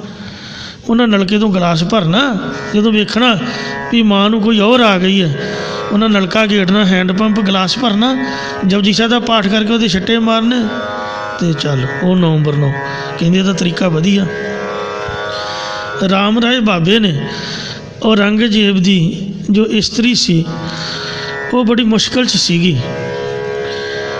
ਮਜਨੂੰ ਦੇ ਟੱਲੇ ਬਾਬੇ ਨੂੰ ਸੁਨੇਹਾ ਆਇਆ ਵੀ ਔਰੰਗਜ਼ੇਬ ਨੇ ਬੇਨਤੀ ਕੀਤੀ ਹੈ ਵੀ ਉਹਦੀ ਘਰਵਾਲੀ ਬੜੀ ਮੁਸ਼ਕਿਲ 'ਚ ਹੈ ਅਤੇ ਤੁਸੀਂ ਕਿਰਪਾ ਕਰੋ। ਅਤੇ ਬਾਬੇ ਨੇ ਜਪਜੀ ਸਾਹਿਬ ਵੀ ਪੜ੍ਹ ਕੇ ਪਾਣੀ 'ਤੇ ਆਖਿਆ ਵੀ ਜਾਓ ਜਾ ਕੇ ਛਕਾ ਦਿਓ। ਜਪਜੀ ਸਾਹਿਬ ਵੀ ਪੜ੍ਹਿਆ ਸੀ, ਉਹ ਪਾਣੀ ਪੀਂਦਿਆਂ ਸਾਰੀ ਅੰਮ੍ਰਿਤ ਬਣ ਗਿਆ ਜਪਜੀ ਸਾਹਿਬ ਨਾਲ। ਅਤੇ ਜਿਸ ਬੱਚੇ ਦਾ ਜਨਮ ਹੋਇਆ, ਉਹ ਸਾਰੀ ਉਮਰ, ਔਰੰਗਜ਼ੇਬ ਤਾਂ ਦੁਸ਼ਟ ਸੀਗਾ ਪਰ ਉਹ ਬਹਾਦਰ ਸ਼ਾਹ ਗੁਰੂ ਗੋਬਿੰਦ ਸਿੰਘ ਦਾ ਸ਼ਰਧਾਲੂ ਰਿਹਾ, ਔਰ ਉਹਨੂੰ ਬਾਦਸ਼ਾਹ ਵੀ ਗੁਰੂ ਗੋਬਿੰਦ ਸਿੰਘ ਨੇ ਬਣਾਇਆ। ਵੇਖੋ ਇੱਕੋ ਜਪਜੀ ਸਾਹਿਬ ਦੇ ਪਾਠ ਨੇ ਉਹਦੇ ਬੇੜੇ ਬੰਨੇ ਲਾ ਦਿੱਤੇ, ਗੁਰਮੁਖ ਬੰਦਾ ਹੋਇਆ। ਸ੍ਰੀ ਗੁਰੂ ਹਰਿਕ੍ਰਿਸ਼ਨ ਸਾਹਿਬ ਮਹਾਰਾਜ ਦਾ ਅਵਤਾਰ ਵੀ ਜਪਜੀ ਸਾਹਿਬ ਦੇ ਪਾਠ ਨਾਲ ਹੋਇਆ।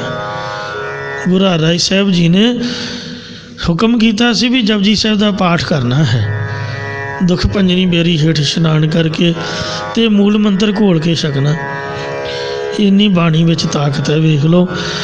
ਇਹ ਜਿਸ ਤਰ੍ਹਾਂ ਸੱਪ ਦੀ ਜ਼ਹਿਰ ਮੇਟਣ ਨੂੰ ਗਾਰੜੂ ਮੰਤਰ ਹੁੰਦਾ, ਇਉਂ ਜਿਹੜਾ ਹੰਕਾਰ ਹੈ, ਵਾਹਿਗੁਰੂ ਗੁਰ ਮੰਤਰ ਹੈ, ਜਪ ਹਉਮੈ ਖੋਈ। ਤੁਸੀਂ ਜਪੀ ਜਾਓਗੇ ਤਾਂ ਤੁਹਾਡੀ ਹੰਗਤਾ ਨੂੰ ਖਤਮ ਕਰ ਦਿਓਗੀ ਗੁਰਬਾਣੀ। ਹੋਰ ਵੀ ਕਈ ਬਿਮਾਰੀਆਂ, ਬਲਾਮਤਾਂ, ਕਈਆਂ ਔਰਾਂ ਨੂੰ ਤੁਸੀਂ ਛੱਡ ਦਿੰਦੇ ਹੋ, ਤੁਹਾਨੂੰ ਪਤਾ ਨਹੀਂ ਲੱਗਦਾ। ਇੱਥੇ ਗੁਰਦੁਆਰੇ ਕਈ ਬਦਬਲਾਵਾਂ ਛੱਡ ਕੇ ਜਾਂਦੇ ਹੋ, ਗੁਰੂ ਸਾਹਿਬ ਦੀ ਕਿਰਪਾ ਲੈ ਕੇ ਜਾਂਦੇ ਹੋ, ਬਹਿੰਦੇ ਤੁਸੀਂ ਇਕੱਲੇ ਹੋ, ਪਰ ਕਿਰਪਾ ਤੁਹਾਡੇ ਸਾਰੇ ਟੱਬਰ 'ਤੇ ਮਹਾਰਾਜ ਦੀ ਹੁੰਦੀ ਹੈ। ਜਿੰਨੇ ਬਾਲ ਬੱਚੇ ਭਾਵੇਂ ਸੁੱਤੇ ਵੀ ਪਏ ਨੇ, ਉਹਨਾਂ ਦਾ ਸਹਿਯੋਗ ਹੈ ਤੁਹਾਨੂੰ ਕਿ ਤੁਹਾਨੂੰ ਨਾ ਗੁਰਦੁਆਰੇ ਭੇਜਿਆ। ਅਤੇ ਇਸ ਵਾਸਤੇ ਸਾਰਿਆਂ ਨੂੰ ਫਲ ਮਿਲਦਾ ਹੈ। ਇੱਕ ਦੀ ਕਮਾਈ ਕਰਨ ਤੋਂ ਆਪ ਤਰੇ ਤਾਰੇਨ ਸਰਿੱਠਾ। ਮਹਾਰਾਜ ਕਹਿੰਦੇ ਦੀਨ ਦਿਆਲ ਭਰੋਸੇ ਤੇੜੇ, ਸਭ ਪਰਿਵਾਰ ਚੜਾਇਆ ਬੇੜੇ। ਇਉਂ ਜਿਹੜੀ ਗੁਰਬਾਣੀ ਹੈ, ਇਹ ਮਰਿਆਂ ਨੂੰ ਵੀ ਤਾਰਦੀ ਹੈ ਅਤੇ ਮਨ ਦਾ ਜ਼ਹਿਰ ਮੇਟਣ ਨੂੰ ਸਮਰੱਥ ਹੈ। ਕਾਮ ਕ੍ਰੋਧ ਇਹ ਜਿੰਨੇ ਵੀ ਵਿਸ਼ੇ ਨੇ ਸਾਰੇ ਜ਼ਹਿਰ ਦੀ ਤਰ੍ਹਾਂ ਹਨ। ਇਉਂ ਸਾਧ ਸੰਗਤ ਜੀਓ ਮਹਾਰਾਜ ਫਰਮਾਉਂਦੇ ਨੇ, ਹੋ ਜਲਹਿਓ ਨਾਨਕ ਸੁਖ ਥਾਨਾ। ਵੱਡੇ ਸਤਿਗੁਰਾਂ ਦੀ ਉਚਾਰਨ ਕੀਤੀ ਨਾਮ ਅੰਮ੍ਰਿਤ ਰੂਪ ਬਾਣੀ ਮੰਤਰ ਦੀ ਤਰ੍ਹਾਂ, ਜੋ ਮਨ ਦੇ ਵਿੱਚੋਂ ਮਾਨ ਰੂਪੀ ਜ਼ਹਿਰ ਨੂੰ ਲਾਉਣ ਵਾਸਤੇ ਸਹੀ ਹੈ। ਸਤਿਗੁਰੂ ਜੀ ਕਹਿੰਦੇ ਨੇ ਕਿ ਸਾਰੇ ਸੁੱਖਾਂ ਵਾਲੇ ਸਥਾਨਾਂ ਨੂੰ ਢੂੰਡ ਕੇ ਅਸਾਂ ਨੇ ਇਹੋ ਲੱਭਿਆ, ਇਹੋ ਜਾਣਿਆ ਹੈ ਹਰ ਨਾਮਾ ਬਿਸਰਾਮ ਕਾ। ਕਿ ਹਰੀ ਪਰਮੇਸ਼ਰ ਦਾ ਨਾਮ ਹੀ ਸਰੂਪ ਰੂਪੀ ਥਾਂ ਦੇ ਵਿੱਚ ਅਸਥਿਤ ਹੋਣ ਵਾਸਤੇ ਸੁਖਦਾਇਕ ਹੈ, ਜਾਂ ਤੁਰਿਆ ਪਦ ਰੂਪ ਜਗ੍ਹਾ 'ਚ ਵਿਸ਼ਰਾਮ ਪਾਉਣ ਵਾਸਤੇ ਸੁਖਦਾਇਕ ਹੈ।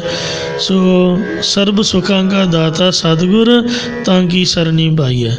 ਤੁਹਾਡੇ ਕੋਈ ਛੋਟੇ ਬੱਚੇ ਦੇ ਕੋਈ ਰੋਣਾ ਬੰਦ ਨਾ ਕਰੇ, ਜਾਂ ਸਿਰ ਦਰਦ ਹੋਵੇ, ਉਹਦੇ ਸਿਰ 'ਤੇ ਹੱਥ ਰੱਖ ਕੇ ਜਪਜੀ ਸਾਹਿਬ ਦਾ ਪਾਠ ਕਰੋ, ਚੌਂਕੜਾ ਮਾਰ ਕੇ ਗੋਦੀ 'ਚ ਲਟਾਓ। ਕਿਸੇ ਬਾਬੇ ਬੂਬੇ ਕੋ ਜਾਣ ਦੀ ਲੋੜ ਨਹੀਂ। ਬਾਬੇ ਵੀ ਤਾਂ ਇਹੋ ਕਰਨਗੇ, ਕੁਛ ਨਾ ਕੁਛ ਪੜ੍ਹਨਗੇ, ਤੁਸੀਂ ਆਪ ਹੀ ਫੜੋ ਗੁਟਕਾ ਤੋ ਰਾਤ ਨੂੰ ਕੀਰਤਨ ਸਵੇਲਾ ਆਪ ਪੜ੍ਹੋ, ਨਿਆਣਿਆਂ ਨੂੰ ਸੁਣਾਓ। ਅਤੇ ਕੋਈ ਪ੍ਰੋਬਲਮ ਹੈ, ਮਹਾਰਾਜ ਦੀ ਬਾਣੀ ਪੜ੍ਹ ਕੇ ਅਰਦਾਸ ਕਰੋ, ਮਹਾਰਾਜ ਚੜ੍ਹਦੀ ਕਲਾ ਕਰੂਗਾ। ਇੱਕ ਭਾਈ ਨਿਰਮਲ ਸਿੰਘ ਜੀ ਘੋਲੀਆਂ ਵਾਲੇ ਪੰਜਾਂ ਪਿਆਰਿਆਂ ਦੇ ਗੁਰਮੁਖ, ਪਿਛਲੀ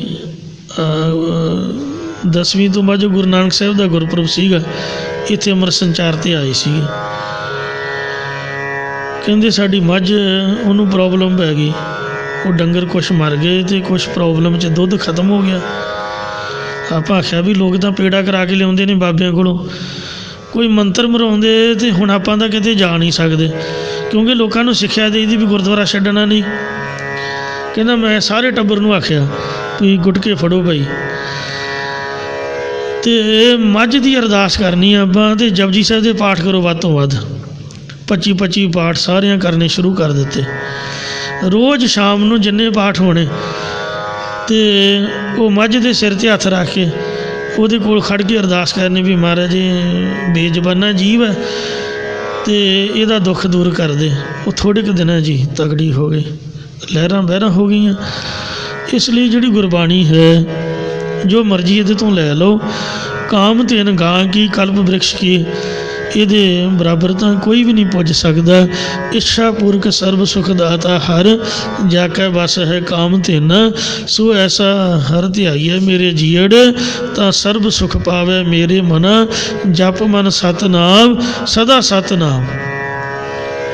ਕੋਈ ਤੁਹਾਡੇ ਨਾਲ ਲੜਨੋਂ ਨਾ ਹਟੇ, ਤੁਹਾਨੂੰ ਕੋਈ ਪਰੇਸ਼ਾਨ ਕਰੇ, ਜਿੰਨਾ ਤੁਹਾਡਾ ਨਿਤਨੇਮ ਹੈ ਉਹਨਾਂ ਨਿਤਨੇਮ ਕਰੋ, ਮਹਾਰਾਜ ਦੇ ਚਰਨਾਂ 'ਚ ਅਰਦਾਸ ਕਰ ਦਿਓ ਵੀ ਫਲਾਣਾ ਬੰਦਾ ਮੇਰੇ ਨਾਲ ਲੜਦਾ, ਮਹਾਰਾਜ ਉਹਦਾ ਨੁਕਸਾਨ ਤਾਂ ਨਾ ਕਰ, ਪਰ ਉਹਦੇ ਦਿਮਾਗ 'ਚ ਗੱਲ ਸਹੀ ਕਰ ਦੇ, ਮਹਾਰਾਜ ਉਹਨੂੰ ਸ਼ਾਂਤ ਕਰ ਦੇ, ਉਹਦਾ ਵੀ ਭਲਾ ਕਰ, ਮੇਰਾ ਵੀ ਕਰ, ਇੱਕਦਮ ਲੜਾਈ ਖਤਮ ਹੋ ਜਾਊਗੀ।